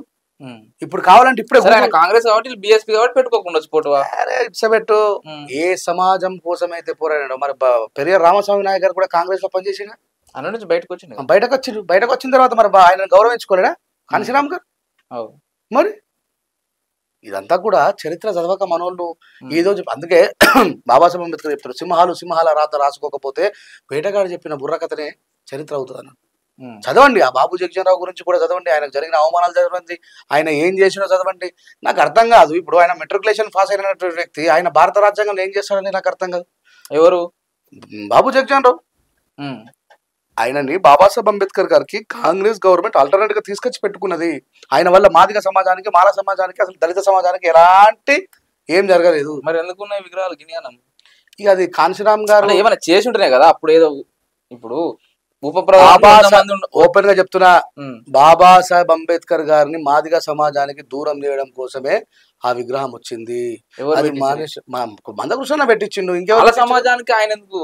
బాబాసాహెబ్ ఫోటో చెప్తారు కదా ఫస్ట్ ఆయన, మందకృష్ణ ఇంకోరైనా సరే. అవునండి, ఆయన చెప్పాలి మాదిగ సమాజం కోసం ఏ ఆర్టికల్ రాసిండో, మాదిగ సమాజం కోసం ఆయన ఏ పోరాటం చేసిండో, ఈ దళిత సమాజం కోసం ఆయన దళిత సమాజాల హక్కులు కాల రాసిన వ్యక్తి బాబు జగ్జీవన్ రావు గారు. అవార్డు పూనా ఒడంబడికలో ఏం జరిగిందో చదవమనండి. అటు పోయి మళ్ళీ మందకృష్ణ ఏదో మాదిగ సమాజాన్ని బాబాసాహెబ్ దూరం చేయడానికి చేసిన మళ్ళీ ఒకసారి ఆలోచన చేస్తాను. నేను ఏమైతుంది ఉన్న వాస్తవమే చెప్తున్నా. నేను ఉన్న వాస్తవమే చెప్తున్నా. బాబాసాహెబ్ అంబేద్కర్ ఎందుకు తీసుకొచ్చి పెట్టాల్సి వచ్చింది? బాబాసాహెబ్ అంబేద్కర్ గారు బీసీలకు రిజర్వేషన్ ఇచ్చిండు, ఎస్సీలకు రిజర్వేషన్ ఇచ్చిండు, ఎస్టీలకు రిజర్వేషన్ ఇచ్చిండు, అగ్రవర్ణంలో పేదలకు రిజర్వేషన్ ఇచ్చిండు, స్త్రీలకు రిజర్వేషన్ ఇచ్చిండు, హక్కులను కల్పించిండు కదా. మరి బాబు జగ్జీవన్ రావు ఏం చేసిండని చెప్పి తీసుకొచ్చి బాబాసాహెబ్ పక్కన పెడుతున్నాను. చెప్పు ఏం చేసిండు? ఇంకా 4 రోజులు అయితే రాజ్యాంగమే బాబు జగ్జీవన్ రావు రాసినట్టున్నారు. ఇక మేము నోరు మూసుకున్నా కొద్ది అంత దేశమంతా తెలుసు కదా అండి. మీరు అట్లా అన్నంత మాత్రాన ఇప్పుడు రాజ్యాంగం బాబాసాహెబ్ అంబేద్కర్ గారట పార్లమెంట్ గేట్ బయట నిలబడ్డారట. బాబాసాహెబ్ నెహ్రూ లాంటోడు, రామ్సే మెక్డొనాల్డ్ లాంటి వాళ్ళు, ఈ దేశాన్ని పరిపాలించిన చివరి ప్రధాని మౌంట్ బాటన్ లాంటి వాళ్ళు కూడా బాబాసాహెబ్ అంబేద్కర్ గారు ముందర మాట్లాడలేక, న్యాయశాస్త్ర నిపుణుడు బాబాసాహెబ్ అంబేద్కర్, ఆర్థిక శాస్త్ర నిపుణుడు, ఎకనామిస్ట్ బాబాసాహెబ్ అంబేద్కర్ గారు, వాళ్ళే ఆయన ముందర మాట్లాడలేక భయపడ్డరు. నెహ్రూ బాబాసాహెబ్ అంబేద్కర్ గారిని పార్లమెంట్ బయటనే నిలబెడితే మరి ఆయనకు న్యాయశాఖ మంత్రి పదవి ఎందుకు ఇచ్చిండు? ఈయన ఇప్పించిండా? ఈయన ఇప్పించడానికి మాట్లాడేటట్టున్నారు. అంటే చరిత్రలో మీరు చెప్తున్న అబద్ధాలు ఎవడు ఖండించకపోతే, మన కాసిమన్న లాంటి ఒక ప్రొఫెసర్ ఉండే వ్యక్తి మాదిగలకు బాబు జగ్జీవన్ రావు, మాలలకు బాబాసాహెబ్ అంబేద్కర్ అని ఇంతకంటే దుర్మార్గం ఉంటుందా? మాయావతి గారి దగ్గరికి వెళ్ళి ఇంటర్వ్యూ చేయండి. If you can ask him one question about of Babu Jagjivan Rao, you just get out అంటది. అరే ఆయన మా జాతిని సర్వనాశనం చేసినామంటే బాబాసాహెబ్ అంబేద్కర్ గారు కన్నీళ్ళు పెట్టుకోవడానికి కారణము కమ్యూనల్ అవార్డుని గుంజి పారేసాడు. గాంధీ ప్రాణం ముఖ్యం, దళితులు హక్కులకు అవసరం లేదన్నాడు. అందుకే మాయావతి గారికి తెలుసు, కాశీరామ్ గారికి తెలుసు ఆ విషయం. మరి కాశీం సార్ తెలియదా? మరి ఏమో ఆయననేమో మనవాదుల భుజాలు ఎక్కిండు. మరి ఈయన ఏం చేస్తున్నాడు నాకు అర్థం కావట్లేదు. ఎవరు బాధపడ్డా ఎవరు బాధపడకపోయినా నేను దీన్ని మాత్రం ఖండిస్తున్నా. బాబు జగ్జీవన్ రావు దళిత సమాజానికి ఏమీ చెయ్యలేదు. సరేనే, ఇదివరకు దాకా చెప్పినావు కదా. సరే, చర్చ ఇంకా పెడదాం, ఈడికే ఒడిచిపోయింది లేదు. అంటే మీరు ఈ మధ్యన సరే మస్తు పాటలు రాసి, ఈ మధ్యన ఏదో మాల పాట మీరు రాసి పాడారు. ఒకసారి మన కోసం ఒక పాట పాడుకున్నాక మళ్ళా తప్పకుండా వాడతా. ఈ మధ్య ఈయన ఇంతాక నువ్వు అన్నట్టు మాల సామాజిక వర్గాల వైపు పోతున్నాడు, మాలల కోసం అది చేస్తున్నా అంటే నేను ఒకటి చెప్తున్నా. నేను మా నిజామాబాద్ జిల్లాలో ఒక గవర్నమెంట్ టీచర్ పెంటన్న అని గోసంగి సామాజిక వర్గానికి చెందిన వ్యక్తి. ఆయన ఒక 3 సంవత్సరాల క్రితం ఏం చేసిండే, గోసంగి పిల్లలలో 10th క్లాస్లో మంచి మార్కులతో పాస్ అయిన పిల్లగాళ్ళందరికీ కూడా నిజామాబాద్లో టీఎన్జిఓస్ భవన్లో ప్రోత్సాహకంగా వాళ్ళకి కొన్ని డబ్బులు ఇచ్చి ఇంకా పై చదువులు మా బాగా చదువుకోవాలని చెప్పేసి నన్ను గెస్ట్గా పిలిచిండు పెంటన్న. రాజేష్, కొంచెం బాబాసాహెబ్ అంబేద్కర్ గురించి చెప్పు. బాబాసాహెబ్ అంబేద్కర్ కేవలం మాలమాదిగలకే కాదు, ఈ దేశంలో 59 ఎస్సీ కులాలు ఉన్నాయి. 59 ఎస్సీ కులాల కోసం బాబాసాహెబ్ ఏం చేసిండు? అత్యంత దయాహీనమైనటువంటి జీవితాన్ని జీవించిన బాబాసాహెబ్ అంబేద్కర్ ప్రపంచ మేధావి కావడానికి విద్యని ఎంతగా ఆయన జ్ఞానార్జన చేసిండు. ఆ విషయాన్ని పిల్లలకు చెప్తే బాబాసాహెబ్ అంబేద్కర్ గారిని ఇన్స్పిరేషన్గా తీసుకొని వాళ్ళు పై చదువులు చదివి చాలా గొప్ప వాళ్ళు అవుతారని చెప్పి పిలిచిండు. అంటే నేను పుట్టుకకు మాల కులంలోనే పుట్టినా కావచ్చు, మరి ఇప్పుడు ఆ గోసంగుల దానికి గోసంగులు వచ్చి మాట్లాడాలని చెప్పి రూల్ ఉందా? ఏం లేదు. ఇయ్యాలి ఎందుకంటారు? మరి నాకు ఆ ప్లాట్ఫామ్ మీద రాజ్యాంగ వ్యతిరేకంగా జరిగే కార్యక్రమానికి అవకాశం లభించింది కాబట్టి పోతున్నా. ఇప్పుడు నేను ఎంత మంచిగా ఉన్నా అంటే ఇప్పుడు సాకలోళ్ళకి ఏదైనా అన్యాయం జరిగినా పోయి పోరాటం చేసినప్పుడేమో శభాష్ అన్నారు. రాజ్యాంగ వ్యతిరేకంగా జరుగుతున్న దానికి ఇప్పుడు నువ్వు మాలల్ని మనువాదులు అంటున్నావు. మాలలు మనువాదులు అయితే మరి కారంచేడు చుండూరులో జరిగిన పోరాటాన్ని నాయకత్వం వహించింది ఎవరు?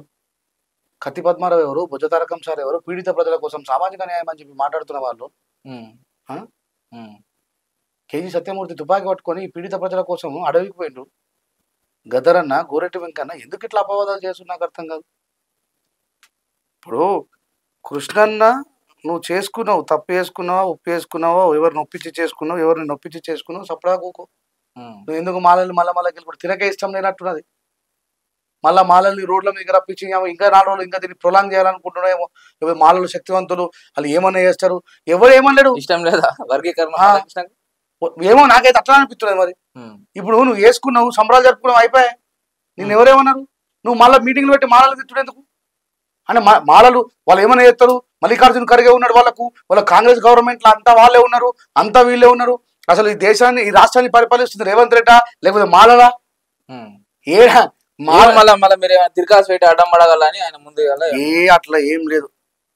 మాల సామాజిక వర్గాన్ని, అన్ని బహుజన సామాజిక వర్గాల్లో ఉన్నటువంటి ప్రజలను చైతన్యం చేసే బాధ్యత తీసుకున్నా నేను. మాల సామాజిక వర్గాన్ని కూడా చైతన్యం చేసే బాధ్యత తీసుకున్నా. ఇవాళ మీరు కొత్తగా మాట్లాడితే మరి అప్పుడు కారంచేడులో చుండూరులో జరిగినప్పుడు అన్న మాదిగోలు పోరాటం చేసుకుంటాం, మాలలో పోరాటం చేసుకుని చెప్పి చెప్పలేరే? ఆ రోజు ఉన్నటువంటి మీ ఆలోచన ఈ రోజు ఎందుకు అనాలోచన అవుతున్నది? ఇప్పుడు ఒక ఆయన అంటుండు 70 సంవత్సరాల నుంచి దొబ్బి తింటున్నారు. వాస్తవమే కదా. గౌరవ్ ఆర్ఎస్ ప్రవీణ్ కుమార్ గారు వాళ్ళ ఇంట్లో 6 రిజర్వేషన్ అనుభవించారు. ఇప్పుడు ప్రవీణ్ కుమార్ సార్ని దొబ్బి తింటారు అనొచ్చున?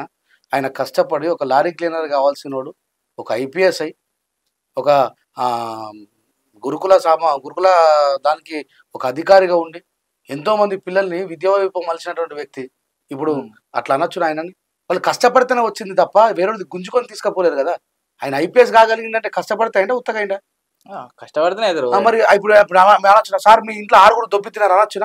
ఆ 6కి ఆ స్టేజ్ వరకు పోగలిగినట్టే వాళ్ళు కష్టపడ్డారు, చదువుకున్నారు, హాస్టల్లో ఉన్నారు, నిద్రాహారాలు మానినరు, చదువుకున్నారు, ఆ స్టేజ్లోకి పోయినరు.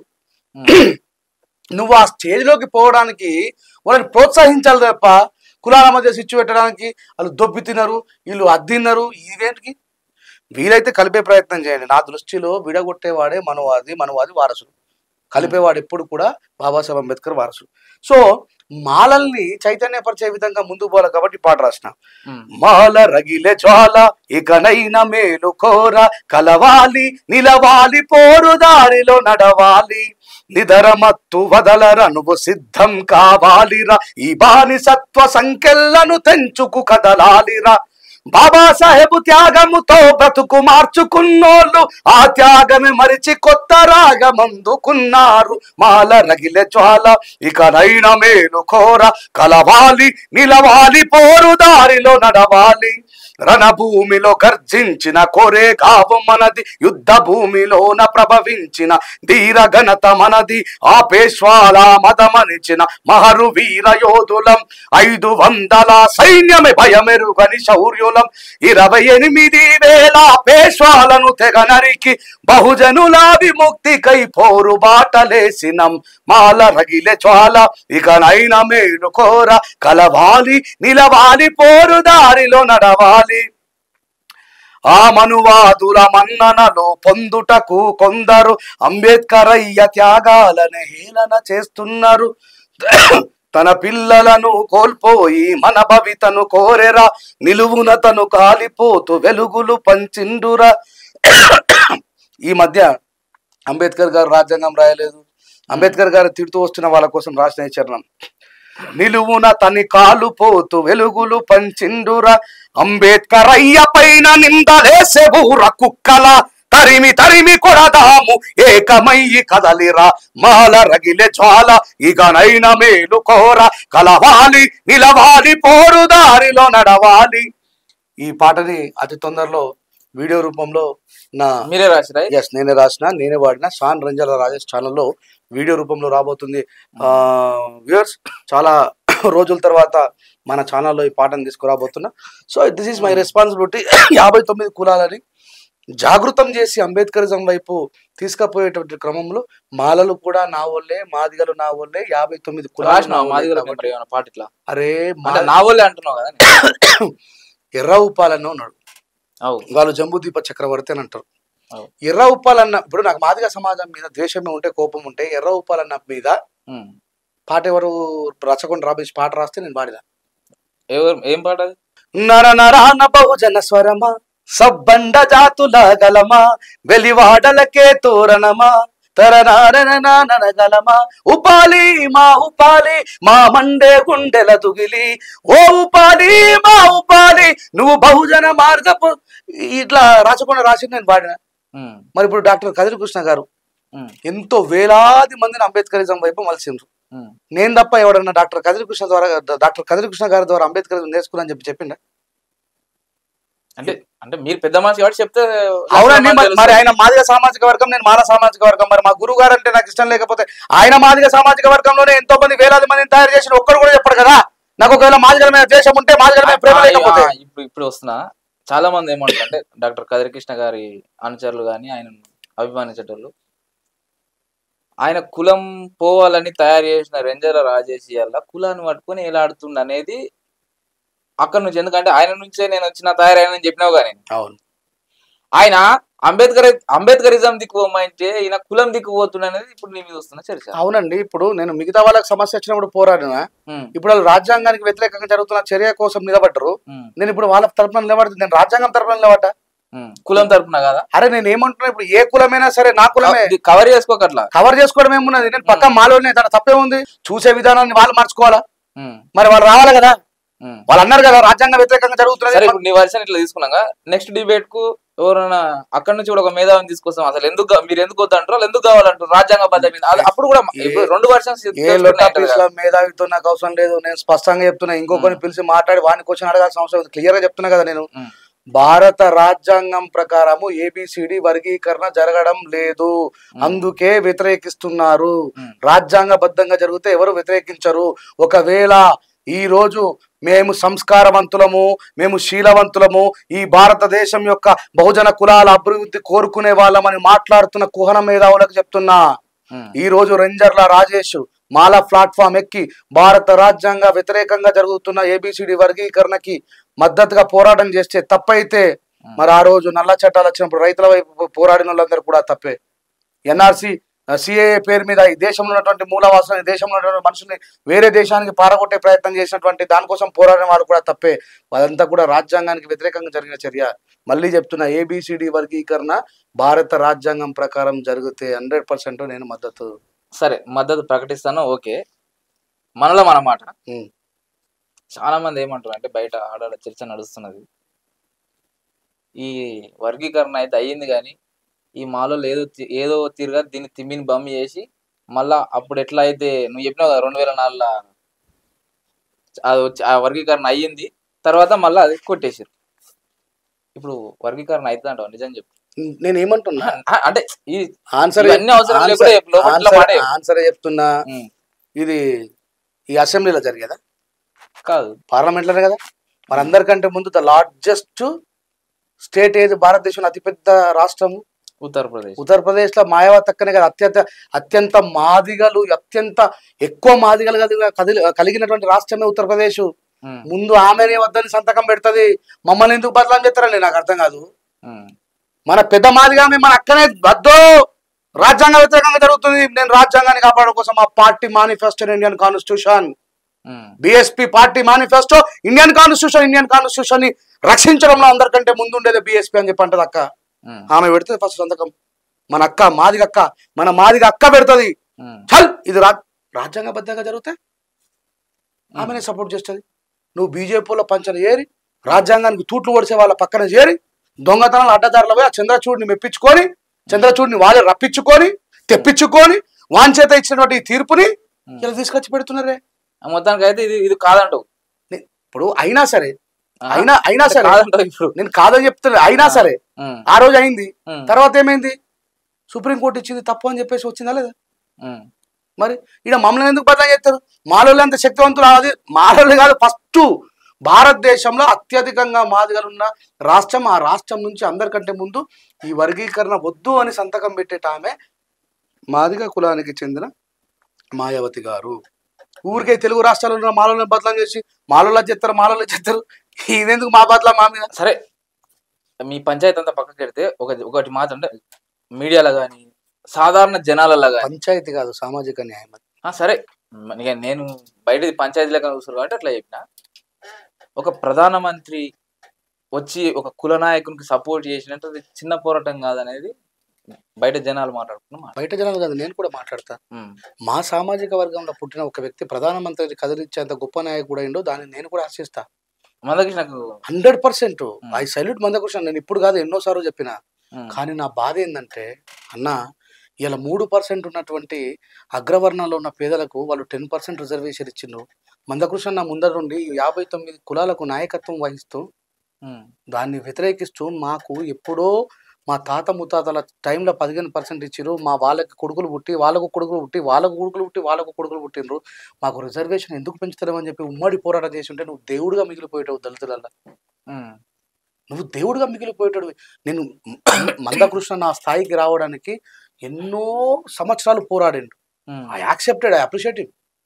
నేనేమంటున్నా, నువ్వు నిర్మాణం చేసినటువంటి ఈ అద్భుతమైన నిర్మాణము రాజ్యాంగానికి వ్యతిరేక దిశలో పోవద్దు కృష్ణ అన్న అనేది నా బాధ.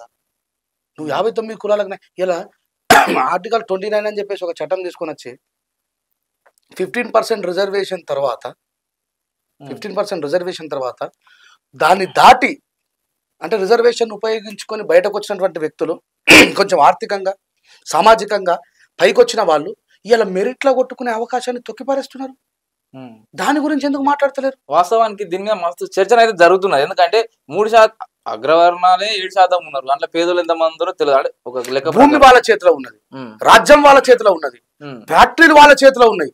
భారతదేశానికి స్వాతంత్రం రాకుండా ముందు కూడా ఏ కులాల దగ్గర భూమి ఉన్నది. ఈ విషయాన్ని మర్చిపోయి నువ్వు దీని మీద పోరాటం చేసి ఉంటే మేము అందరం నీ ఎన్కొట్టేటోళ్ళం కదా, నీ తమ్ములం. నువ్వు నరేంద్ర మోడీ గారిని రప్పించగలిగేంత శక్తివంతమైన వ్యక్తిగా ఎదిగినందుకు అందరికంటే ముందు మేము సంతోషిస్తాం. కానీ నీ ఉద్యమం దొంగదారి పడుతున్నది. నువ్వు ఎవరికి భయపడ, నువ్వు కమ్యూనిజం నుంచే వచ్చినోడివి, పీడిత ప్రజల కోసం పోరాటం చేసేటువంటి స్ఫూర్తితో వచ్చినోడివి. ఇవాళ ఎందుకు ఇట్లా అవుతున్నావు? నువ్వు ఒక ఏజెంట్కి ఎందుకు మారినావు? ఒక బీజేపీ ఏజెంట్కి ఎందుకు మారాల్సి వచ్చింది? నీకేమవసరం? నువ్వు ఎక్కడ పదవులు తీసుకోలేవు. సల్యూట్ చేస్తున్నా. మొన్న అంటున్నాడు నా మీద నల్ల కండువా తప్ప ఏ కండువా తీసుకుని వాళ్ళని చెప్పి. యాస్ గ్రేట్, నేను ఒప్పుకుంటున్నా. చిన్న చిన్న పదవులకి ఆశపడి మాలామాదులు ఉత్తనే అమ్ముడు పోతారు. ఇక మీకు తెలిసిన విషయం ఆ పాటలకి ఈ పాటలకి ఆ పాటలకి ఈ పాటలు ఉరికేటోళ్ళు చాలా మంది ఉన్నారు. కానీ నువ్వు పోలేవు. పార్టీని భయపెట్టినావు, సామాజిక న్యాయం కోసం పోరాడినావు.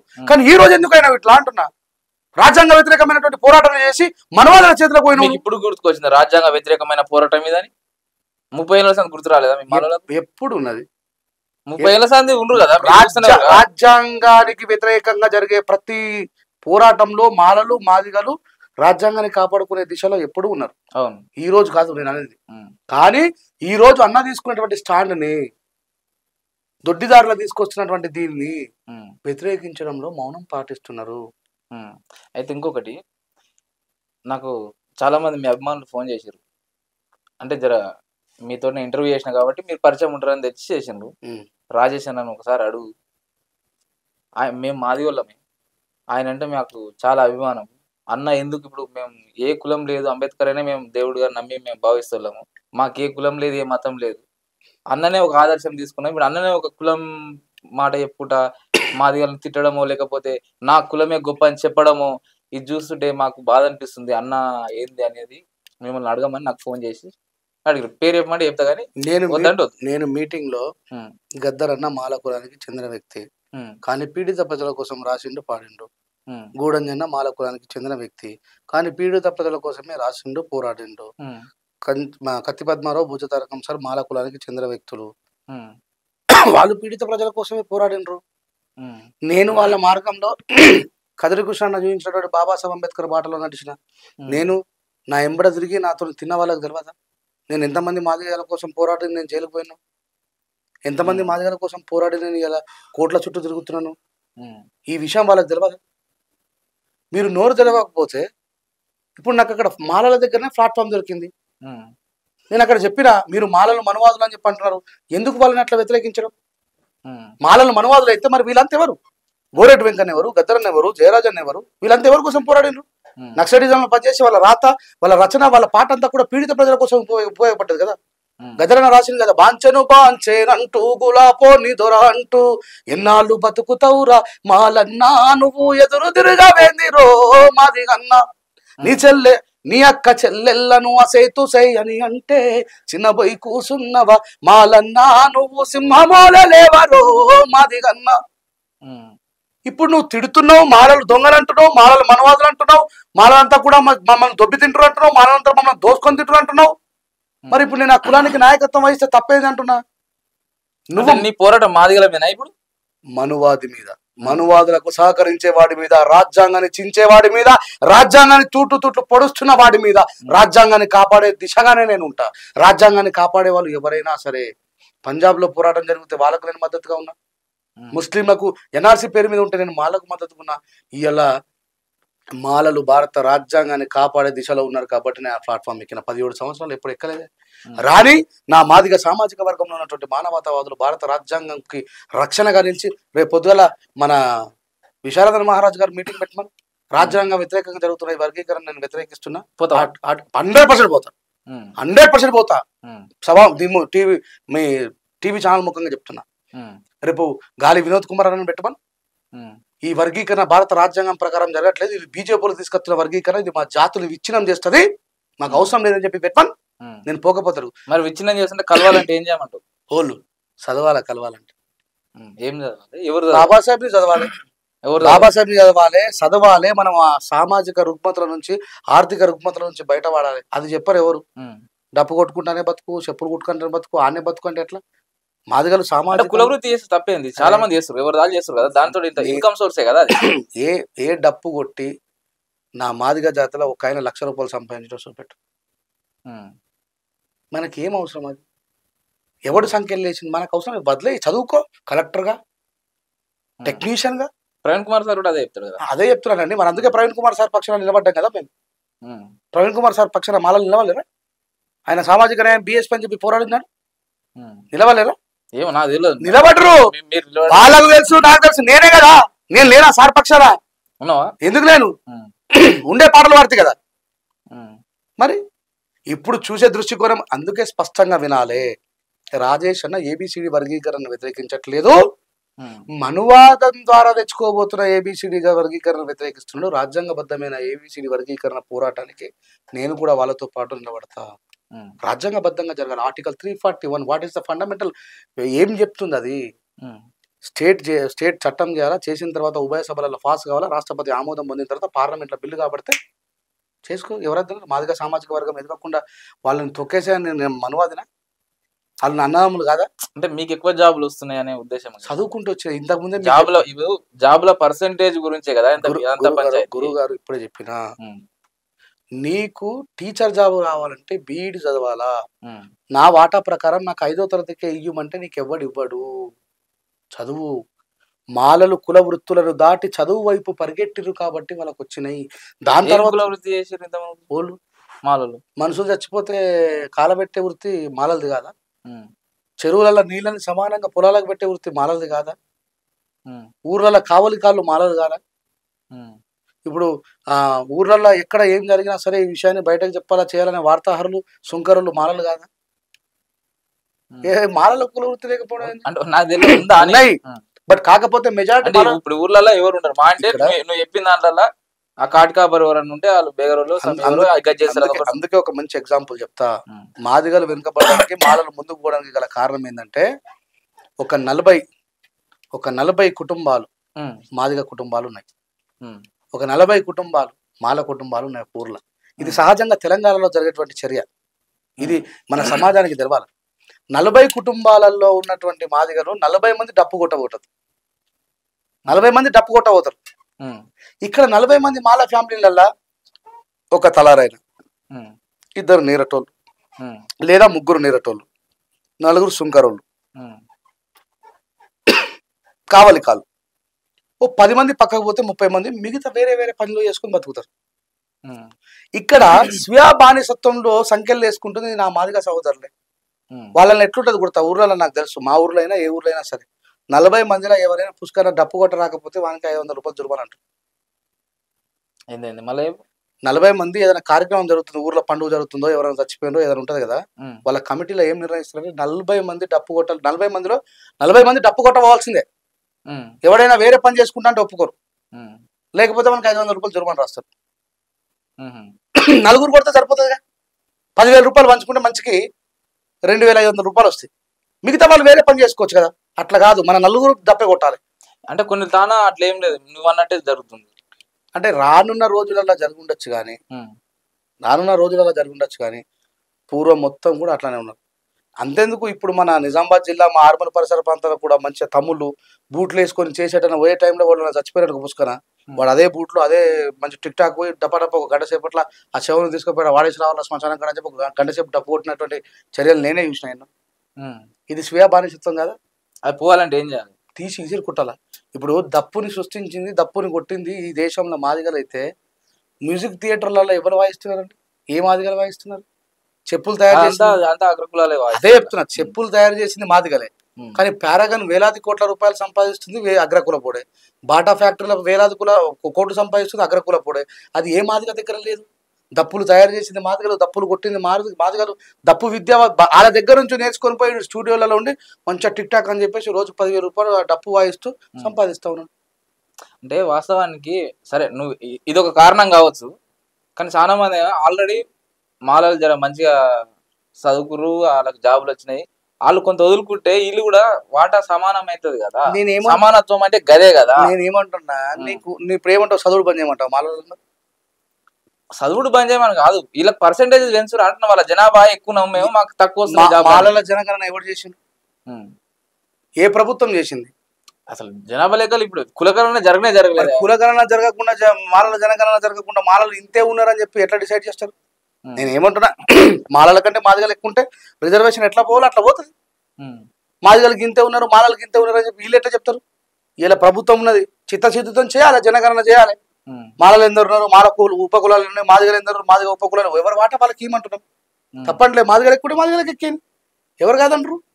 ఎవరికి ఉత్తీర్ణత సాధిస్తే వాడు ఉద్యోగం సంపాదించుకుంటాడు, ముందుకు పోతాడు. దానికి వ్యతిరేకమే రాజ్యాంగం చెప్తుంది. రాజ్యాంగానికి వ్యతిరేకంగా రాజ్యాంగం జనాభా దామాషా ప్రకారం 100% కాదని చెప్పి నేను అనట్లేదు, రాజ్యాంగం ప్రకారమే చెప్తున్నా. రాజ్యాంగం అట్లా ఎప్పుడు చెప్పలేదు. నేను ఎప్పుడు రాజ్యాంగానికి వ్యతిరేకంగా జరుగుతున్న చర్య కాబట్టే నేను మైక్ పట్టుకొని మాట్లాడాల్సి వచ్చింది. అంటే ఇప్పుడు సరే ఇన్ని రోజులు ఇది నడిచింది అంటే ఇప్పుడు ఒక కులనాయకుడిగానే మిమ్మల్ని చూడాలన్నా ఈ సమాజం, లేకపోతే అంబేద్కర్ చూడాలన్నా? మాలలు అంబేద్కర్ జానికి చాలా దూరంగా వెళ్ళిపోయినారు. ఒక తరం మొత్తం మాలలంతా కూడా బాబాసాహెబ్ అంబేద్కర్ గారు మాలలు లేరనట్లేదు. మాదిగలతో పోల్చుకుంటే ఎక్కడ కనబడుతుంది మీకు మాలలలో మంచి డైనామిక్ అంబేద్కర్ చూపించండి. నువ్వు ఉన్నావుగా, నేను ఉంటే సరిపోతా నా ఒక్కడితోనే. నేను ఎప్పుడైనా మాలలో సభలకు పోయినా 17 సంవత్సరాలు మాలల చూసుకుంటున్నావా? మళ్ళా చెప్తున్నా, రాజ్యాంగానికి వ్యతిరేకంగా ఎవరు నిలబడ్డా పోరాడతా. అది మందకృష్ణ కాదు, రేవంత్ రెడ్డి అయినా సరే, ప్రధాని నరేంద్ర మోడీ అయినా సరే, ఎవరు నిలబడ్డా రాజ్యాంగాన్ని కాపాడడం నా బాధ్యత అండి. నా తల్లి రమాబాయి తల్లి 4 పిల్లలు చంపుకునేది 59 కులాల కోసం, బీసీల కోసం, స్త్రీల కోసం. మరి అలాంటి రాజ్యాంగం ఎంతో కష్టపడి నిర్మాణం చేసిన బాబాసాహెబ్ అంబేద్కర్ రాజ్యాంగం నా కళ్ళ ముంగట నాశనం అవుతుంటే బాబాసాహెబ్ చెప్పి నన్ను రక్షించుకోండి బిడ్డ మీరని నా రెస్పాన్సిబిలిటీ నేను నెరవేరుస్తున్నా. అంటే నేనేమంటే ఇప్పుడు మీరు కులనాయకుడా లేకపోతే అంబేద్కర్ ఇష్టా, అదొకటి చెప్పండి, ఒక క్లారిటీ. నేనేమంటున్నా, 59 కులాలకు నాయకత్వం వహించాల్సిన బాధ్యత నాపై ఉన్నది. 59 మాలలు నన్ను పిలిస్తే పోయి మాట్లాడతా, మాదిగలు పిలిస్తే మాట్లాడతా, సింధులు పిలిస్తే పోయి మాట్లాడతా, దక్కలు పిలిస్తే మాట్లాడతా. పిలువ అది రాజ్యాంగానికి వ్యతిరేకంగా అయితే పోనేమో నేను, అది మాలోనైనా మాదుకోలేనా.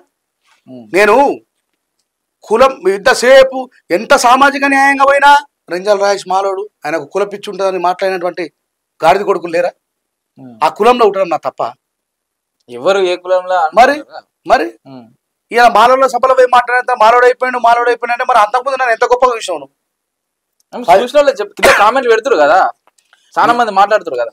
నేను ఈ రోజు ఏం మాట్లాడిన స్టేజ్ మీ అనేటువంటి విషయం కూడా మీరు అడిగిన ఆ తమ్ములకు తెలుసు.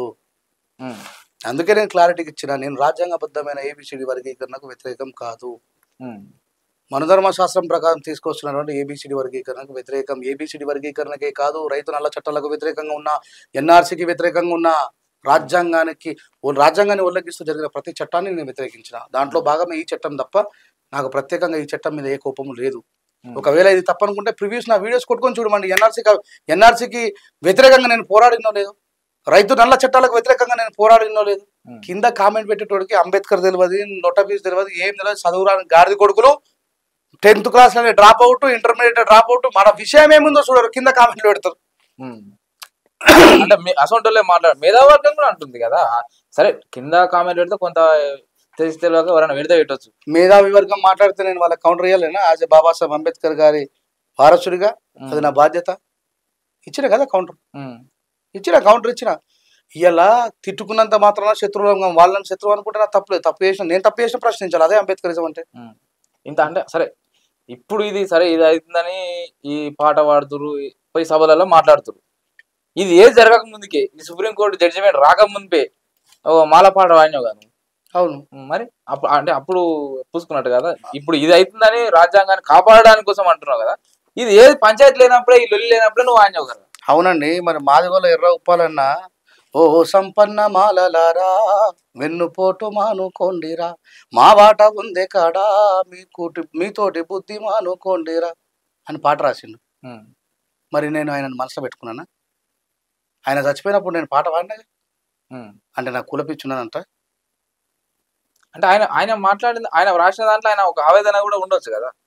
ఎందుకంటే ఆడ జరుగుతున్న నేను ఇప్పుడు రాయాల, ఓ సంపన్న మాదిగారా మాదిగా జాతిని విస్మరించిండ్రురా, ఊర్లలోకెళ్ళి ఇడిసబెట్టి పట్నాల దొబ్బి తిని బతుకుతుండ్రురా అని రాయాల నేను. లేరా సంపన్న మాదిగలు లేరా? ఊర్లలో ఉన్నటువంటి మాదిగల్ని వదిలేసేసి పోయి బగ్గ కట్నం సంపాదించుకొని, కట్నం బాగా తీసుకొచ్చే పిల్లల్ని తీసుకొని పోయి సిటీలలో సెటిల్ అయ్యి ఆ జాతిని మర్చిపోయిన వాళ్ళు లేరా? Babasaheb Ambedkar pay back to society అంటే దాన్ని విస్మరించిన వాళ్ళు లేరా? ఇదే కాసిమన్న మాట్లాడి కదా మొన్న, మన దక్కలో ఆయన మాదిగ పటేల అంటున్నాను. మరి నువ్వు ఏం చేసినావు ఆయన కోసం? చిన్నప్పటి నుంచి నేను మాదిగ పటేల అంటే, ఒరే మాదిగ పటేల కాదరా, నువ్వు నేను వేరు కదా, మనం అందరం ఒకటే కులము, ఈ మనవాద వ్యవస్థలో మనం 59 కులాలుగా చీల్చివేయబడ్డ వాళ్ళము, నువ్వు చదువుకో, నేను ప్రొఫెసర్ అంటే నువ్వు కనీసం ఒక టీచర్ అవుతావని చెప్పేసి నువ్వు కాంట్రిబ్యూషన్ ఉంది వాళ్ళ మీద. ఇద్దరు లంగలే, మాలలు సంపన్న మాలలు లంగలే, సంపన్న మాదిగలు లంగలే. అదే అంటే అదే అంటున్నా, మరి మాలోళ్ళు లేరా అని. అంటే చాలా మంది మర్చిపోయారు కదా. నువ్వు చెప్పిన యాటిట్యూడ్ ఇదంతా పంచాయతీ మాదిగోళ్ళ ఇళ్ళలో జరుగుతుంది, మాలో అంటే నువ్వు ఒక్కరిని టార్గెట్ చేస్తున్నావు అనుకున్నా కానీ చెప్పినావు. ఎందుకు నేను ఎప్పుడు కరెక్ట్ గానే ఉంటా. ఇప్పుడు ఇంతమంది పాటలు పాడినా, ఒడ్రల మీద పాడినా, బండ తల్లి నీకు దండమే మాయమ్మ కడుపులోకి పువ్వవైతివే, మా తల్లి నువ్వు తరతరాల చరితవైతివే. అప్పుడబ్బా రాజేష్ అన్న ఎంత మంచిగా రాసిండ్రు అన్నారు. అంటే మాలోళ్ళు ఇక మనుషులు కాదా? వాళ్ళు రాజ్యాంగంలో లేరా? వాళ్ళు రాజ్యాంగబద్ధమైన వాళ్ళు కాదా? ఎవరు అన్నారు అట్లా? మరి ఆ పాట పాడితే ఎందుకు నొత్తుంది? ఇప్పుడు మాలోళ్ళ పాట పాడి అరే ఎందుకు పాడద్దండి? మరి ఒక మాదిగోళ్ళ పాట మంచిగా రాసుకొని తీసుకుందా, లేకపోతే ఏదైనా చెప్పు, నీకు అంత డౌట్ ఉండే మా రాజేష్ అన్నకు మాదిగోళ్ళ మీద ఇష్టం లేదు, పాడతాడో పాడడం వేరే పాడేసుకో. అరే ఎందుకు పాడబోయ్? ఒక కళాకారుని నేను, గద్దరన్న పాడలేడా, గూడంజన రాయలేడా? నేను ఎందుకు అట్లా ఉంటా? ఒక అంబేద్కరిస్ట్ గా పిచ్చి ఎప్పుడు ఉండదు. ఆ పాట ఒకసారి పాడాది, ఏది మాలల పాట ఇద్దరు పాడిరు కదా. దాంట్లో కూడా ఆయన ఎవరు, ఉస్మానియా యూనివర్సిటీ డాక్టర్ ఏదో పేరు మంచాల లింగస్వామి రాసిండు. మాలలం మేం మాలలం మహామల్ల యోధులం, ఈ దేశమూల వాసులం నాగరికతనందులం, ఉద్యమాల బిడ్డలం అస్తమించని పొద్దులం, సకల జనుల హితము కోరి సంపదను సృష్టించినోళ్ళం. దాంట్లో ఒక చరణం రాస్తాను చూడు, నా స్మిత ప్రజ్ఞ ఎట్లా ఉన్నదో అర్థం చేసుకోవాలి. మేము నడవని అడవి లేదు, ఎత్తని బందూకు లేదు, చెయ్యని త్యాగాలు లేవు, చెమటగార్చని నేల లేదు. అంటరాని బతుకులల్లో పొద్దు పొడుపును చూడాలని పోరుబాటకు పెద్ద బిడ్డై ముందు వరుసలో నడిచినోళ్ళం. అంటరాని బతుకులల్లో పొద్దు పొడుపును చూడాలని, మాల జాతి బతుకులల్లో పొద్దు పొడుపును చూడాలని రాసిందా? అంటరాని జాతులు అన్నా కదా, అంటే 59 కులాలు కదా. ఎందుకు మరి ఇట్లా? అదే మాదిగ పాట పాడేదన్నా నిన్న. నేనేమంటున్నా, ఏదైనా మర్చిపోవాలి విందాం. నేను 2007లో ఏపూరు సోమన్న ఒక పాట పాడతాడు. మాదిగ మహావీరులారా, ఆది జాంబవుని వారసులారా, అలు పెరుగని ధీరులారా, అసువులు బాసిన మరులారా, మాదిగ జాతి మహాజన రాజ్యం కోసం కొడుకులో. ఈ పాట విని ఇన్స్పైర్ అయ్యే 2007లో సోమన్న నేను కలిసి నా నిర్మాణ సారథ్యంలో బహుజన గర్జన క్యాసెట్ తీసుకొచ్చింది. మరి ఇప్పుడు నేను సోమన్న సోపతి పట్టినా అంటే, సోమన్న నాకు మంచి మిత్రుడే, మిగతా వాళ్ళందరూ నాకు మంచి మిత్రులే. గుర్తుపెట్టుకోవాల్సిన విషయం ఒకటే, నువ్వు నన్ను ద్వేషిస్తా, ప్రేమిస్తా. That is depend on you, that is not depend on me. నువ్వు తంత ఎవడైనా సరే, ఏ కులం, ఐఎమ్ నాట్, ఎవడెవడో ఇష్టం వచ్చినట్టు ఏదో రాస్తూ ఉంటారు. నేను అవన్నీ పట్టించుకోను. నా వల్ల ఎంతమంది విజ్ఞానవంతులైనరు, నా వల్ల ఎంతమంది. ఇప్పుడు నాకు నాకు నాకు నాకు నవ్వొచ్చే విషయం ఏంటంటే, ఏ కులమోళ్ళు మీటింగ్ పెట్టుకున్నా, ఏ కులమోళ్ళు వాళ్ళ గురించి పాడుకున్నా, రాసుకున్నా, గొప్పగా చెప్పుకున్నా, అరే ఇన్ని మాదిగ పాటలు వచ్చినాయి, మేము అనలేమే ఒక్కనాడన్నా మీ అందరికి మాదిగ పిచ్చున్నదని. ఒకగానొక పాట పాడితే రేంజల్ రాజుకు మాల పిచ్చున్నదని అంటున్నారంటే మరి ఎవరికి కుల పిచ్చున్నట్టు? ఇప్పుడు చాలా పాటలు వచ్చినాయి, మేము అన్నమా? ఏ మాల కులం నుంచి ఉన్నాడని, అరే మనకి కుల పిచ్చున్నది రాడు మాదిగ పాట పాడుతున్నారని చెప్పి అన్న ఒకటి చూపెట్టినా. ఒక్కగానొక్క మాల పాట పాడితే రేంజర్ రాజుకు మాల పిచ్చుదా అని చెప్పి ఎక్కువ ఉంది కాబట్టి పాటలు ఎక్కువ రావచ్చు. నేను ఏమంటున్నానండి, మొన్న రీసెంట్ గా ఇక్కడ షాద్ నగర్ దగ్గర ఒక మాలల పిల్లని సిఐ గారు ఘోరంగా ఇష్టం వచ్చినట్టు 3rd డిగ్రీ ఇచ్చిండ్రు. అంటే మాలల మీద జరగట్లేదు దాడులు? జరుగుతున్నాయి, దళితుల మీద ఏడైనా. అవునండి, మరి పాటకు కూడా కులం ఉంటుందా? పాటకు కూడా కులం ఉంటా అన్న లుచ్చగలని ఏమన్నది? ఏ కులం గురించి రాసిన, ముద్రాయిల గురించి రాసినప్పుడు, ఇప్పుడు అన్న ఎరవపరని ఒక పాట రాస్తాడు. అమ్మా ఈ బతుకు బతకలేనమ్మా, రాజునై రాజ్యాన్ని పాలిస్తానమ్మా, తాళ్ళెక్కితేమొచ్చేనమ్మా, కళ్ళు గీసమ్మితేమిచ్చే రమ్మా, తాపేదారులయ్యే దొర కొడుకులు మనలా శిస్తు వసులు జయ కుతిగా వేసుకేస్తుండ్రు, అమ్మా ఈ బతుకు బతకలేనమ్మా, రాజునై రాజ్యాన్ని పాలిస్తానమ్మా. అప్పుడు ఎర్రవుపాలి అబ్బా సూపర్ గౌన్ల కోసం పాట రాసిందన్నారు. నేనంతే కదా, ఏ గుణం ఒక కళాకారుడుగా వాళ్ళ బాధ వేదన రాయగలిగేది కళాకారుడు. ఒకటే ఒక మాల పాడినందుకు రాయచన్న మాలోడు మాల పిచ్చున్నదంటే వాళ్ళకే కుల పిచ్చున్నట్టు. సరే, చాలా సేపు ముచ్చట పెట్టినాం, చాలా సుదీర్ఘంగా అన్ని జోళ్ళు మాట్లాడినాం.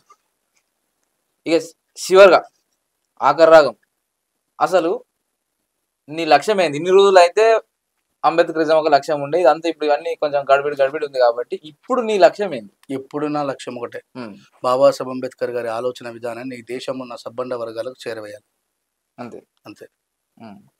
అయితే మనం ఒక చిన్న, ఇది వాస్తవానికి ఇంత సీరియస్ గానే జర నడిచింది, ఘాటుగానే నడిచింది చర్చ. ఎందుకంటే ఇప్పుడు తెలియాలి, ఇప్పుడు రాజేష్ అనేటి ఆయన జనాలకు ఒక తీరుగా పరిచయం అయ్యి ఇప్పుడు కులవాద లేకపోతే మతవాద అనేది ఒకటి నడుస్తుంది కాబట్టి ఆ విషయాల మీదనే మాట్లాడిన నేను, ఇక వేరే విషయాల జొలికిపోలేదు.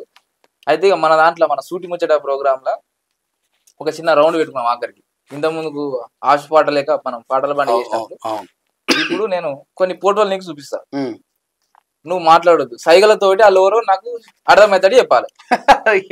జర గమ్మత్, ఎందుకంటే ఇదివరదాకా వాడి వేడిగా నడిచింది కాబట్టి జర కుదాడదాం. చలో కానీ ఇక్కడ ఏదైనా బొమ్మ వస్తుందండి, ఇక దీన్ని చూసి మీరు మాట్లాడొద్దు, సైగలతోటే అది ఏదో చెప్తే నేను దాన్ని కనుగొనాలి. నందమూరి తారక రామారావు బుడ్డ జూనియర్ ఎన్టీఆర్ ఫ్యాన్ అనేది ఇట్లా డబ్బుకునే చెప్పినాం. వచ్చింది అనుకోటి.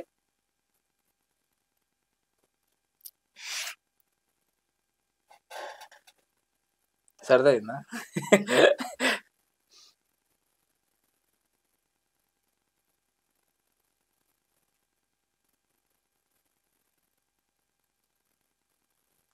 ఇట్లా అంటే మేనరిజం ఆయనది. కేసీఆర్ కొడుకు కేటీఆర్. ఓకే, ఇంకోటి వచ్చిందా? మొక్కుతాం బాణం ఇస్తాడు రాముడు. మీకు అంటే నచ్చిందా నచ్చలేదా? మీకు పడదుగా దేవుడు అంటే. అట్లా ఆయన నాకు చాలా ఇష్టం అండి. ఏకపత్ని వ్రతుడు, ఒకటే బాణం ఒకటే మాట. ఆయన రాజ్యంలో ఒకటే కులం ఉండాలని కోరుకుంటా, అదే మానవ కులం ఉండాలని కోరుకుంటా. నాకు చాలా ఇన్స్పిరేషన్ ఆయన. అటు ఇటు సేఫ్ అయితే చెప్తావు.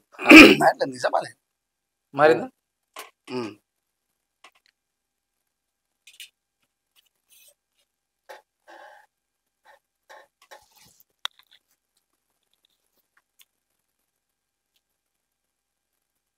పొలిటీషియనా?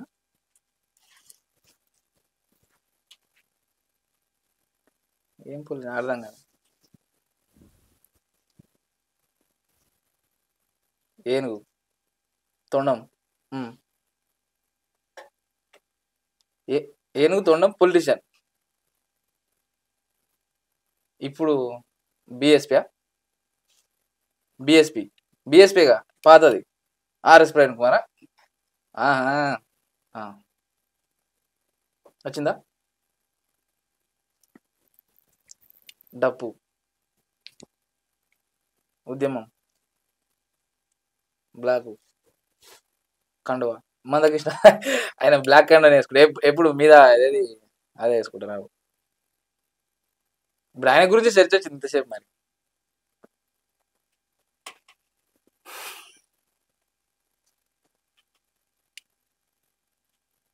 చెయ్యి హస్తం.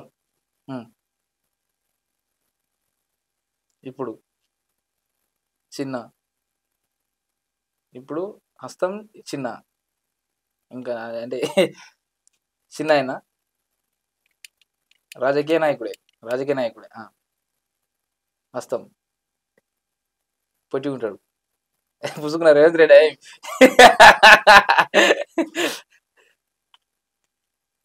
మారిందా?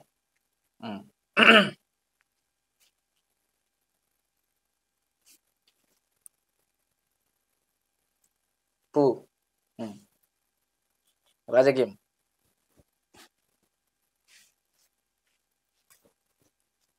ఏం ఫోటోషూట్కి ఇచ్చినట్టే ఇస్తున్నావు స్టిల్. ఏం పువ్వు ఫోటోషూట్ మోడీ గమ్మతి చెప్తుండగా.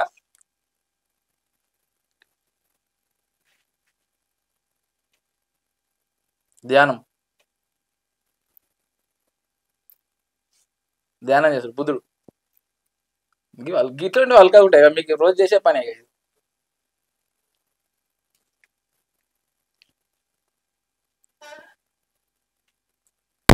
వీరుడు తలకాయలా?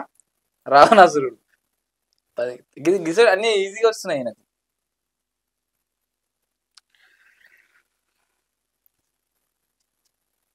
బ్లాక్ గడ్డ ఉంటుందా? ఆయన కూడా నల్లది వేసుకుంటాడు అంగి. బయట దేశమా? బయట రాష్ట్రం.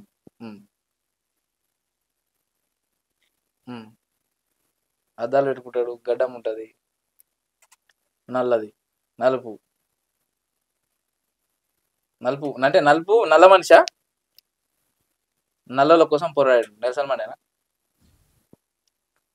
నల్లల కోసం పోరాడా లేకపోతే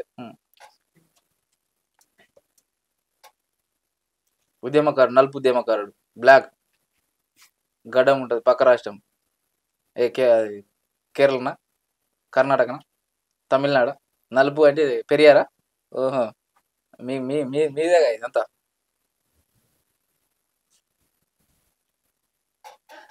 అంబేద్కర్.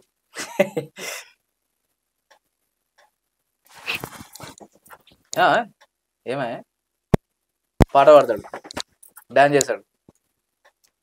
పాట పాడితే డాన్స్ చేశాడు. మస్తు మంది చేశారు కళాకారులు. కానీ సిద్ధర సోమన ఆయన కంటే పెద్ద ఆయన ఇట్లా ఇట్లా చేసేది ఇట్లా అంటే మాక్సిమం గోరెటెంకనే చేస్తాడు.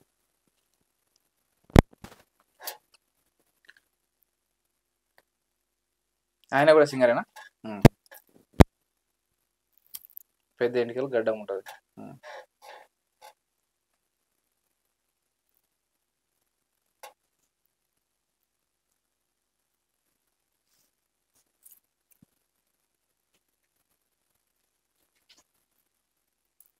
దండం పెట్టి కూడా పాట పాడతాడు.